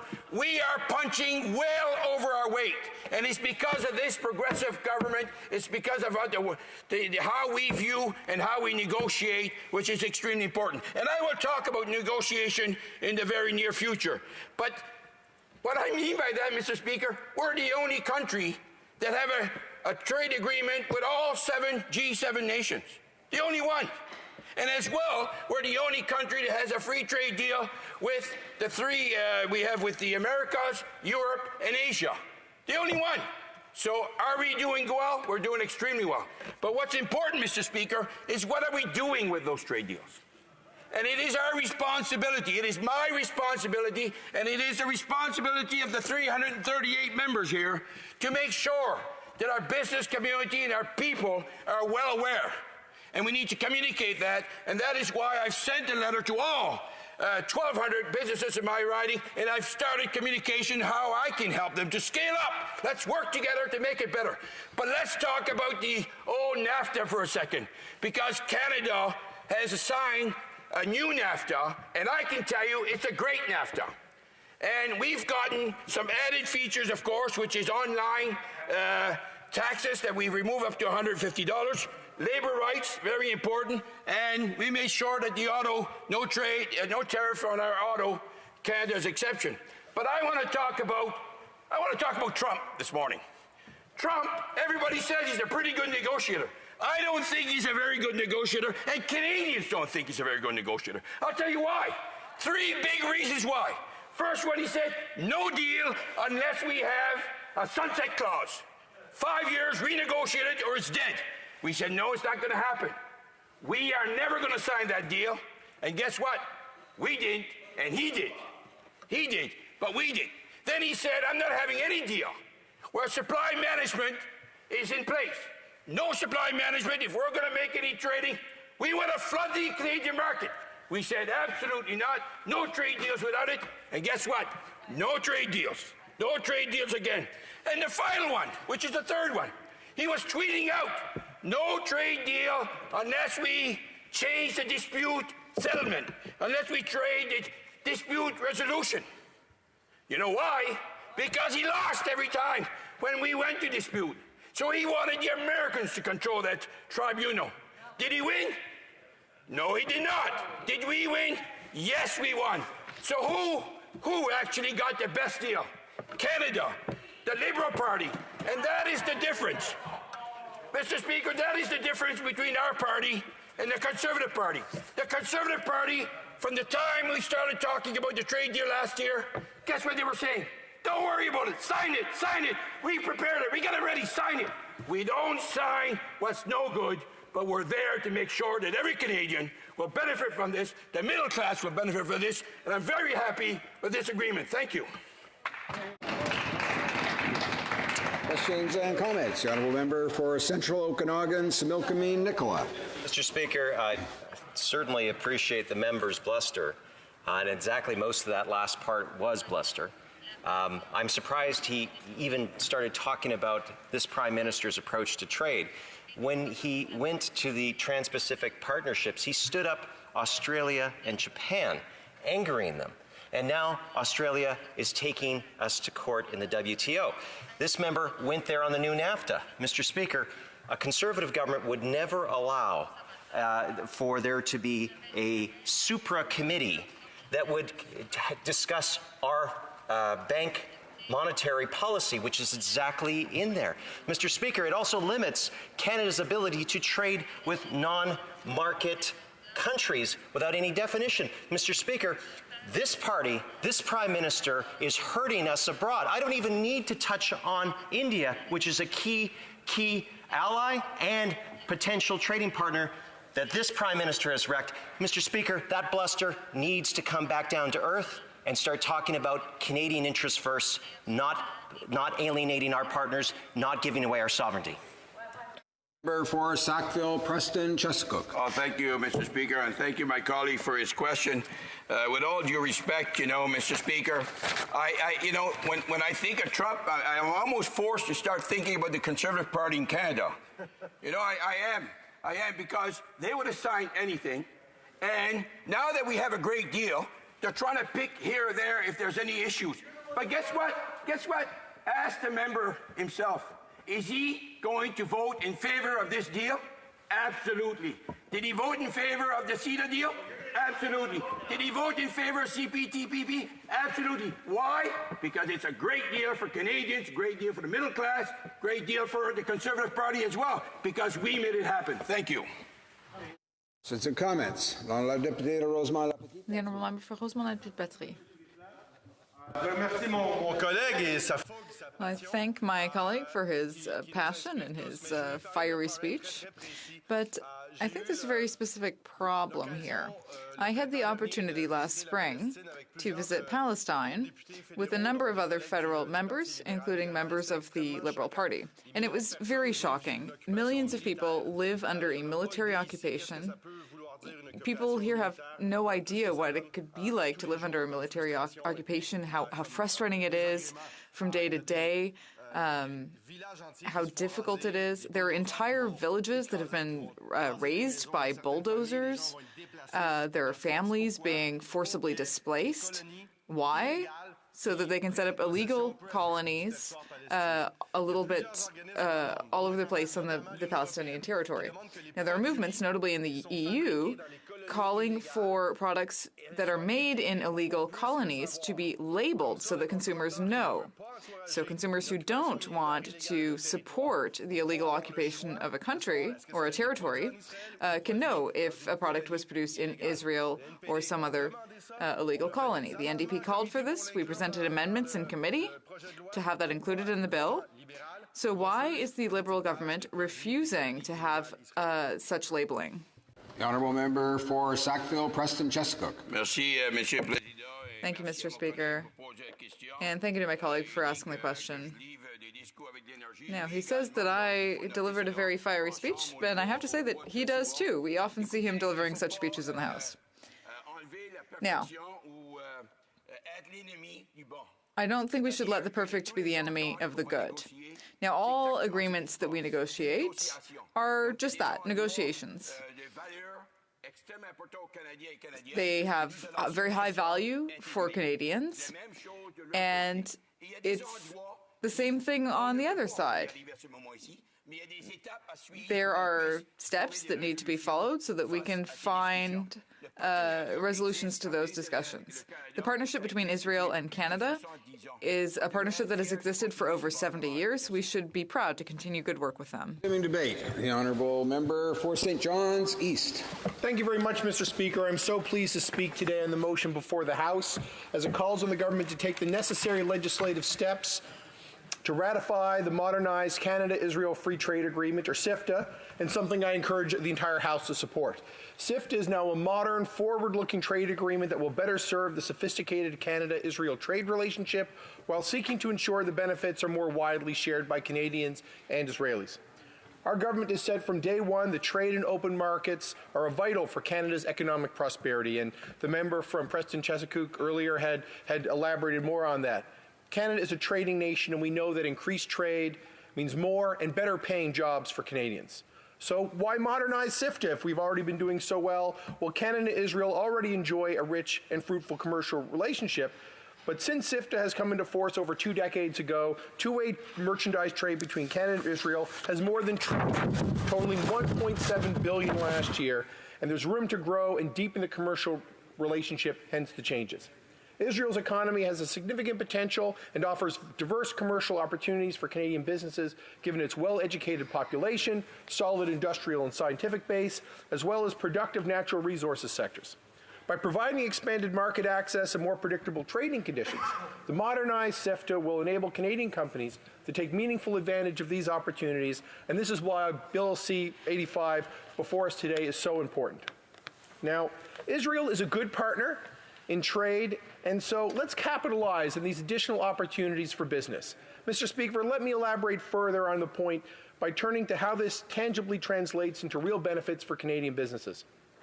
Once in force, close to 100% of all current Canadian agricultural, agri-food, and seafood exports to Israel will benefit from some form of preferential tariff treatment, and this is up from the current level of 90%. That's great for Newfoundlanders and Labradorians in the fishery and also people in the agri-food sector. This will generate benefits for Canadian companies in areas such as agriculture and agri-food, including products such as cranberries, baked goods, pet food, wine, fruit, as well as fish. Meaningful market access for Canadian agriculture and agri-food processors was a key interest for these negotiations, and the Government of Canada delivered, Mr. Speaker, including unlimited duty-free access on sweetened and dried cranberries, currently a 12% tariff, baked goods, currently tariffs of up to 8%, and pet food, currently tariffs of 4%. These important tariff outcomes from the agriculture and agri-food sector place Canada on a more level playing field with exporters from the United States and the European Union, key competitors in the sector as we try to build our trading relationship with Israel. It will also give Canadian companies a leg up on competitors in other countries that do not have free trade agreements with Israel. In exchange, Canada agreed to eliminate tariffs on certain targeted Israeli agriculture and agri-food imports, such as certain fish and certain nuts, some tropical fruits, and certain oils. And I am pleased the negotiated outcome has the support of key Canadian agricultural stakeholders, including Pulse Canada, Canola Council of Canada, Canadian Vintners Association, and companies involved in the processing of potatoes, cranberries, soybeans, and pet food. And I'm sure my colleagues in Prince Edward Island and New Brunswick will appreciate that as well. You know, in Newfoundland, it's a little-known winery called Rodriguez Winery in Whitburn, and that's an area of the province that's shared by the members for Avalon and Burin Bonavista Trinity, where kosher certified berry wines are produced and appear on the shelves in Israel. And these agreements like this benefit companies like Rodriguez Winery who access the markets in Israel by deepening the trade relationship between our countries. And you can see, Mr. Speaker, this modernized agreement and the benefits it provides will be an important tool for a sector that makes a tremendous contribution to the Canadian economy from coast to coast. Successful trade provides for good opportunities of employment, with 1 in 6 Canadians having their jobs linked directly to exports. We're deeply committed to providing a growing trade agreement with this nation and expanding the pie for all Canadians. Now, interestingly, for online retailers and service providers, including those in my riding like Eclipse stores, the agreement also includes commitments by Canada and Israel not to levy customs duties or other charges on digital products that are transmitted electronically.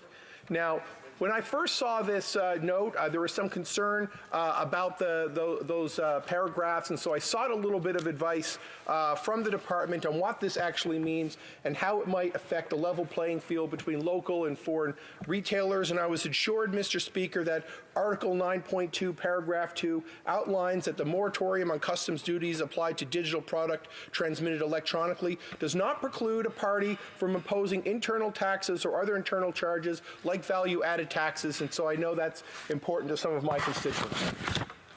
Additionally, Mr. Speaker, there are a few of the opportunities of the modernized CIFTA provides, and I'd like to speak on some of the more important aspects of the government's trade agenda that aims to ensure that these opportunities are more widely shared amongst Canadians. It's our inclusive trade partnership agenda, Mr. Speaker. A priority for this government is our inclusive approach to trade. Simply put, we believe that everyone should benefit from and participate in the opportunities that come from increased trade and investment. We've demonstrated that with the Comprehensive Economic and Trade Agreement with the European Union and with the CPTPP, and we're also demonstrating it with this modernized agreement. The modernized CIFTA incorporates several key inclusive trade elements, and these features will help to ensure economic gains complement important Canadian values and priorities, like support for environmental protection and labor rights. And I appreciate some of the comments from the other side of the House with the New Democratic Party, where they raised some issues about extending these benefits further, but I believe that we strike a good negotiated solution in the Canada-Israel relationship. They also help to ensure everyone benefits from and can participate in the opportunities that flow from the agreement. The addition of these inclusive and forward-thinking trade elements signals a commitment from both Canada and Israel to create the right conditions for trade in our modern economies. There are also additional resources for business, Mr. Speaker. In order for the benefits of free trade agreements to be fully realized, Canadian businesses need to be aware of the agreements and the benefits they offer. Accordingly, Prime Minister of Canada has mandated the Minister of International Trade Diversification to provide support to Canadian businesses to take advantage of the opportunities that flow after trade agreements are signed, including by drawing on resources from across government and from public and private sector partners. In this regard, Global Affairs Canada has mobilized a free trade agreement promotion task force that is undertaking a comprehensive outreach and training program within the business community.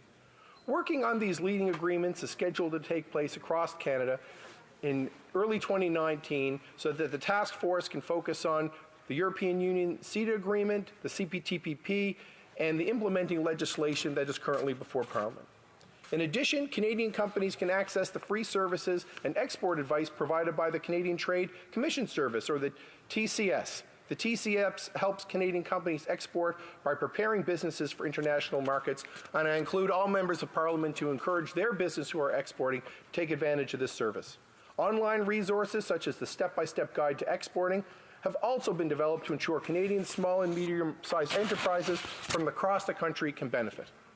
But, Mr. Speaker, and I probably conclude a little early in this speech because I would like to hear a brief comments and some questions. But in conclusion, Mr. Speaker, trade is really, at the end of the day, about the relationships between people, the opportunity to share in our common prosperity and work together to create larger and more interesting markets. And Canada's strong friendship and partnership with Israel spans 70 years and stretches back even more to 250 years to the arrival of the first Jewish settlers to Canada, the first of successive waves of immigrants who would leave lasting and indelible impressions on the fabric of our Canadian society, economy, and political landscape.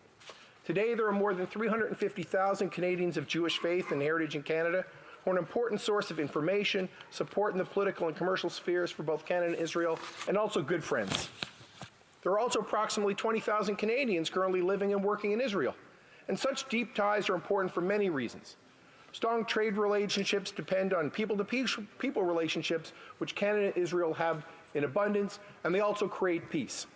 In St. John's East, I grew up just 5 doors down from our synagogue. People might not realize that St. John's has a synagogue, but it does. It once had a very strong and thriving Jewish community, and now it has a strong but smaller one as people, like all Newfoundlanders, have moved away. And my French professor when I was in grade 9, and one of my best professors of French when I was young, she was Jewish, and also my roommate, he was part of a Canada-Israel exchange, student exchange. And I think that after comments by other people during the debate, those who have the opportunity to go to Israel, it is a great opportunity to learn and create good relationships between our countries. I would like to encourage all members to support Bill C-85 to help us accomplish that and a great deal more in the years to come. Thank you, Mr. Speaker. Questions and comments. The Honourable Member for Battle River Crowfoot. Thank you very much, Mr. Speaker, and I want to thank my colleague for his good speech. Mr. Speaker, he talked about the importance of the Canada-Israel relationship, and indeed since 1997 and the trade agreement that was put in between the two, our trade has tripled in that period of time. And I've had the pleasure of going to Israel in the past, and Israel is one of our closest partners in the region and the only democracy in the region, and I'm actually looking forward to going to Israel tomorrow. tomorrow. So over the break week, we'll be doing some work in Israel and meeting with some different people. Israel has one of the best educated populations in the world, strong industrial base, scientific institutions, and natural resources. And I think because of that, certainly there is an opportunity for Canada and for Israel. And that's the way trade agreements work. Israel gets something, they can export some of their industry here, and we can there. He also mentioned very quickly agriculture, and this is a very big part in my constituency. We're always looking for those free trade agreements that give access to our agriculture, and so I mean this is another reason why this agreement is so important. And so although we support this, we wish that this could have been completed a little sooner. We finished and concluded some of the negotiations in 2015, and maybe my friend, in a good spirit, I'm not throwing this at him, but maybe the 4 years in between, if he could comment on that. For St. John's East. Mr. Speaker, I'd like to thank my colleague. We do have wonderful ties with Israel, and of course, negotiated relationships between countries happen over a long period of time. It's important that always remember that different parties are going to be able to accomplish different things with different countries at different times. I know that when I was in Europe in October of 2016, it seemed to me that the time was right for a Liberal Party to help improve the relationship with Europe. And it sounds from the members' comments that while they were in office, they had a very good opportunity to work closely with Israel to help bring this relationship forward. But intercountry relationships happen over decades and hopefully over centuries. And I thank the honourable colleague for the work that his party brought us to this stage with. And I'm sure if the member had allowed some of our other legislation to get through the House more quickly, we could have gotten to this legislation more quickly. But I'm glad to hear that two parties are in favour of it now and that the relationship can be strengthened. And I know that we were close with a third party in getting them there. But of course, as our Prime Minister likes to say, better is always possible. Thank you, Mr. Speaker. Questions or comments? La députée de Rivière-des-Mille. The honourable member for Rivière-des-Mille. Thank you, Mr. Speaker. I listened carefully to my colleague, and I congratulate him on his French, which is improving week by week. This relationship is over 20 years old, the free trade agreement. But I want to know what this agreement will create in terms of prosperity for Newfoundland and Labrador. Thank you. And as I said in my speech, there are a great many companies in industries in the fisheries and agriculture. There is the Rodriguez Vintnery in Whitburn, not quite in my riding, but very close, in the riding of the member for Avalon. There is also fisheries products, but it's not just those products that are helping us to increase our opportunities in Israel. We're also creating new partnerships because of these new trading relationships. So they are either direct relations through exporting merchandise, or the sheer strengthening of our relationship through this agreement. Resuming debate. Thank you, Mr. Speaker. As always, it's always an honor to join in debate, and for this is my first opportunity to rise and speak a full speech in this new chamber. Now, it's not a secret that the former Conservative government was a strong believer in trade. Indeed, no Canadian Prime Minister in recent history successfully concluded as many trade deals as occurred under Mr. Harper. Now, and obviously that includes much of the current trade agreement that with Israel that we're here to debate today. Now, before I begin my comments, I'd like to share a few things from my riding. Central Okanagan-Smokemeen is a large and very diverse riding. Yes, we have large urban areas with West Kelowna and parts of Kelowna, but there are also a vast amount of rural areas in my riding. Ranching, mining, forestry, fruit growing, and of course, winemaking. These are just some of the activities in my riding is very well known for. And an exciting thing is more trade deals have been created. This, of course, opens new markets and creates new opportunities. I can tell you firsthand, it is very rewarding to meet with a producer or grower who shares with me how a prosperous new venture has been created for them courtesy of a new trade deal. And this is increasingly occurring. That's why I'm excited and supportive for this new updated trade deal with Israel and the opportunities it will create. Now, let's also not forget, Mr. Speaker, that trade is a two-way street. There will also be new trade opportunities in Israel as well as here in Canada. So rather than talk about the trade agreement itself for a moment, let's look at a few of these new opportunities. First, the question is asked, what's in it for Israel? Well, this is a great question. Did you know that currently one of the top exports from Israel into Canada is electronic items? Many believe electronics these days are largely made solely in China, but in fact, Israel has a thriving electronics sector. Optical, photo, technical, and medical apparatus are some of the leading exports into Israel, from Israel, I should say, into Canada.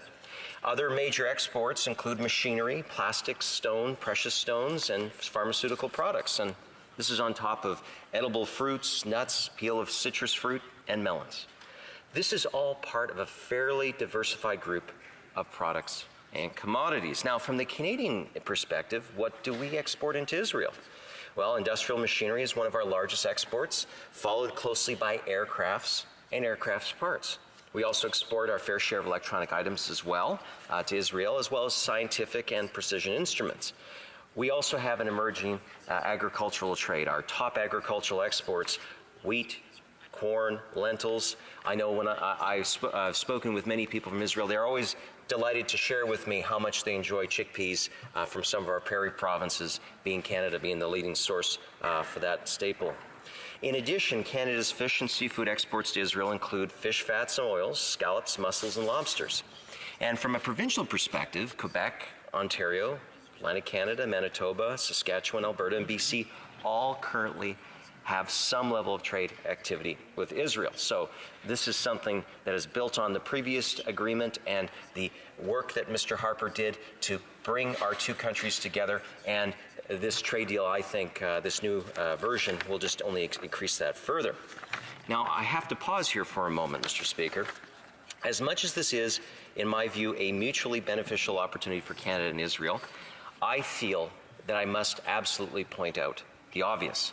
Now, with this deal, once ratified, it will become easier for a winery in the Okanagan to directly sell to a customer in Israel than it will be in Ontario. So again, Mr. Speaker, it will be easier for an Okanagan winery to ship to Tokyo, to Texas, to Tel Aviv, than Toronto. Now, or even Alberta. Right? So we will continue to, pardon me, Mr. Speaker, that we as a Canadian people continue to ignore internal trade barriers is something I believe should trouble all of us, all sides of this House. I do not want to make this a partisan issue, but we really need to start making some progress on internal trade. Now, getting back to the agreement with Israel, I will close by indicating that I strongly support this agreement. And I'm always excited for the opportunity that new markets create for producers and for small business owners in my riding and elsewhere in Canada. We know that when Canadians can compete, when they have the chance, Mr. Speaker, to compete on the world stage, we can produce world-class results and win. I will be strongly supporting Bill C-85, and I'd like to thank all members in this place for their contributions to the great Canadian success story of trade on the international front. Questions and comments? The Honourable Member for Windsor-Tecumseh. Thank you, Mr. Speaker. I want to thank my honourable colleague for his speech and laying out for us the areas that he finds troubling with regards to economic health. And as he probably knows, the NDP put forth some amendments that would address other troubling aspects, such as human rights issues. And I'm wondering if he and the Conservatives supported those amendments.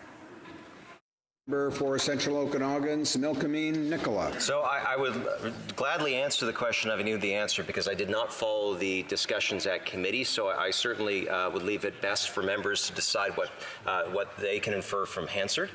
That being said, Mr. Speaker, the NDP continues to talk about human rights and issues germane to the region of the Middle East. And I think it's always important that we always keep a perspective, Mr. Speaker, where we can improve situations, conditions for all people. We should do our fair share and speak up on it.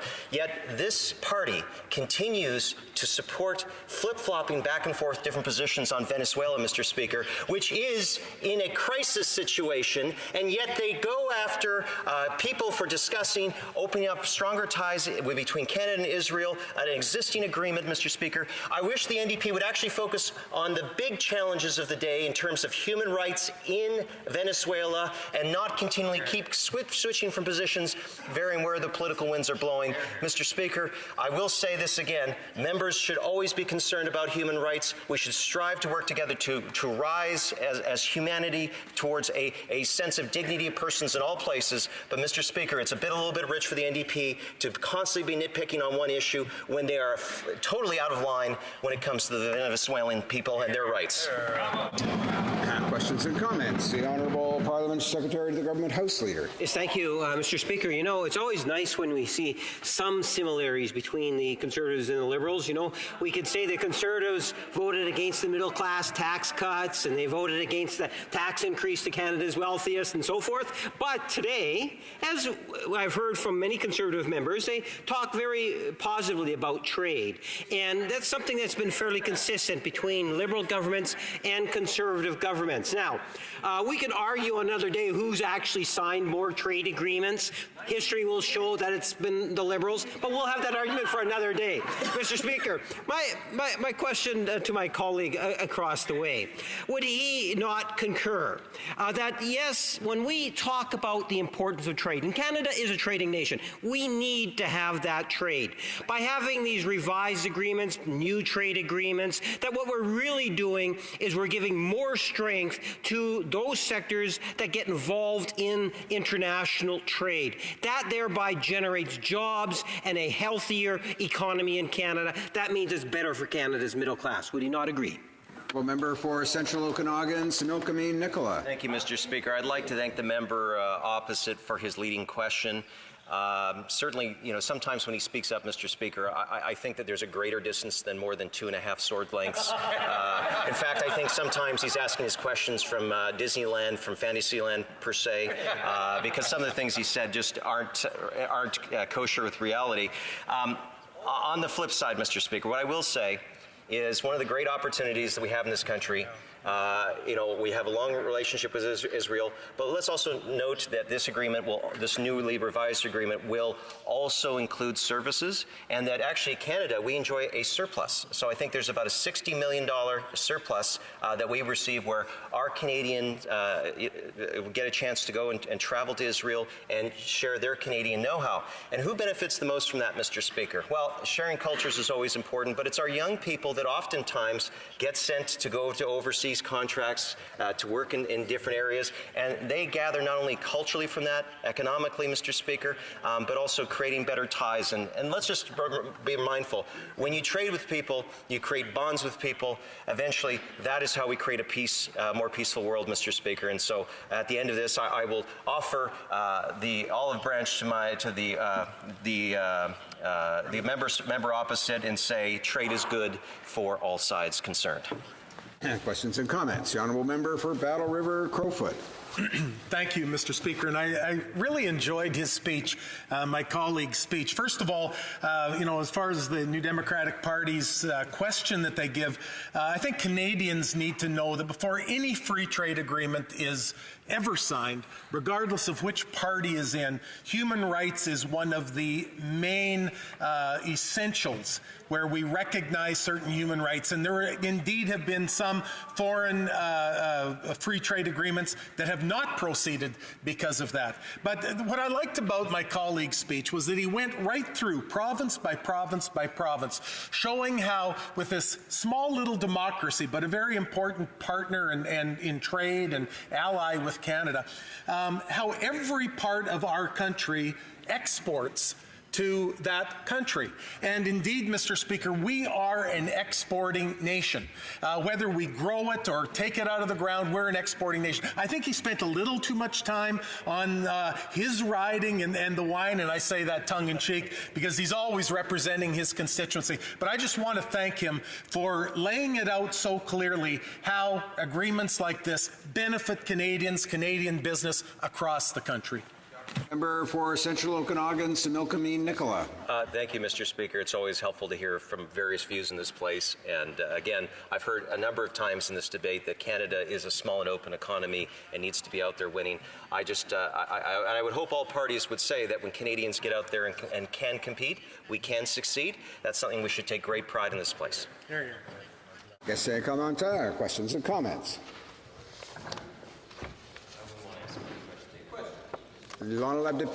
The Honourable Member for Louis Saint-Laurent. To precise some affirmation made by my colleague from Winnipeg North, because I will quietly remember, I know he has a lot of experience in both the provincial level and the federal level, and has a good history sense. So this is why I just want to remind everybody that in 1988, it was the first time that Canada in the modern time had an opportunity to accept or to refuse a trade deal. Mr. Speaker, it's very sad for me to remember my honourable colleague that at that time, his party, the Liberal Party, totally opposed the free trade agreement. Hopefully, Mr. Speaker, Canadians were wiser than the Liberal Party, and I hope that in 9 months from now, it will be the same case. My question, Mr. Speaker, to the honourable member, why should Canada support such great trade deal? Thank you. The Honourable Member for Central Okanagan, Similkameen Nicola. Merci, Monsieur le Président. Thank you, Mr. Speaker. And I'd like to thank the Honourable Conservative Member who has always spoken of the importance of free trade in Canada and with the entire world. The use of trade builds bridges. It also creates economic growth where we can start to work on societies and making them stronger. I just want to thank the member for the nice question and again ask this place to continue to work on it within our own country in terms of internal trade. Questions and comments. Questions and commentaires. The Honourable Member for Battle River Crowfoot. Well, thanks again, Mr. Speaker. The first trip that I made to Israel, one of the things that really stuck in my mind was incubator projects, almost like greenhouses, where they brought people together to come up with innovation and new ideas that they would be able to develop there in their country and then export around the world. And I was challenged by that, the way that they would bring these people in. Some of them were scientists, some of them were, as he mentioned, in electronics and innovation, and how then they would commercialize it and send it out around the world. And he mentioned in his speech about healthcare and the delivery of medical devices, and why then is that so important to Canada? Why is having a free trade agreement, how is that going to benefit us in that area of healthcare? Honourable Member for Central Okanagan, Similkameen Nicola.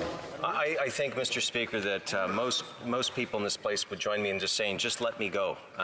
But I certainly appreciate the Member of Parliament for his question.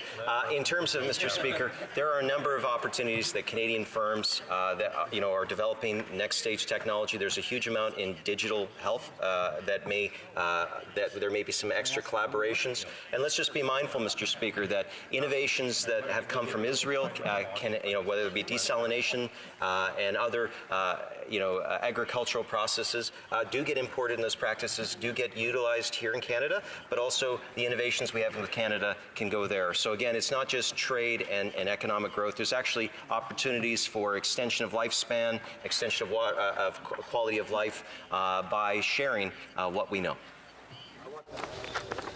Resuming debate. Reprise de débat. La Chambre est prête parlement à se prononcer? Is it the pleasure of the House to adopt the motion, or is it ready for the motion? Mr. Carr, seconded by Ms. Bibeau, moved that Bill C-85, an act to amend the Canada-Israel Free Trade Agreement Implementation Act and to make related amendments to other acts, be now read a third time and do pass. Is it the pleasure of the House to adopt the motion? Avec dissidence? With a dissenting voice? Et avec dissidence. I declare the motion carried with a dissenting voice. See the Parliament Secretary of the Government House Leader rising on a point of order, potentially. I realize there's only a few minutes, Mr. Speaker. I'd still suggest that there be leave or unanimous consent of the House to allow us to call it 1:30 at this time so we could begin private members' hour. Is it the pleasure of the House to see the clock at 1:30 p.m.? Agreed? Agreed and so ordered. The House will now proceed to the consideration of private members' business as listed on today's order paper. Orders of the day. Consideration at second reading of Bill C-331, an act to amend the Federal Courts Act, standing in the name of Mr. Julian. The honourable member for New Westminster Burnaby is not present to move the order as announced in today's notice paper. Accordingly, the item will be dropped to the bottom of the order of precedence on the order paper. And it being 1:30 p.m., this House stands adjourned until Tuesday, February 19th at 10 a.m. pursuant to Standing Orders 24.1 and 28. Check that 10 a.m.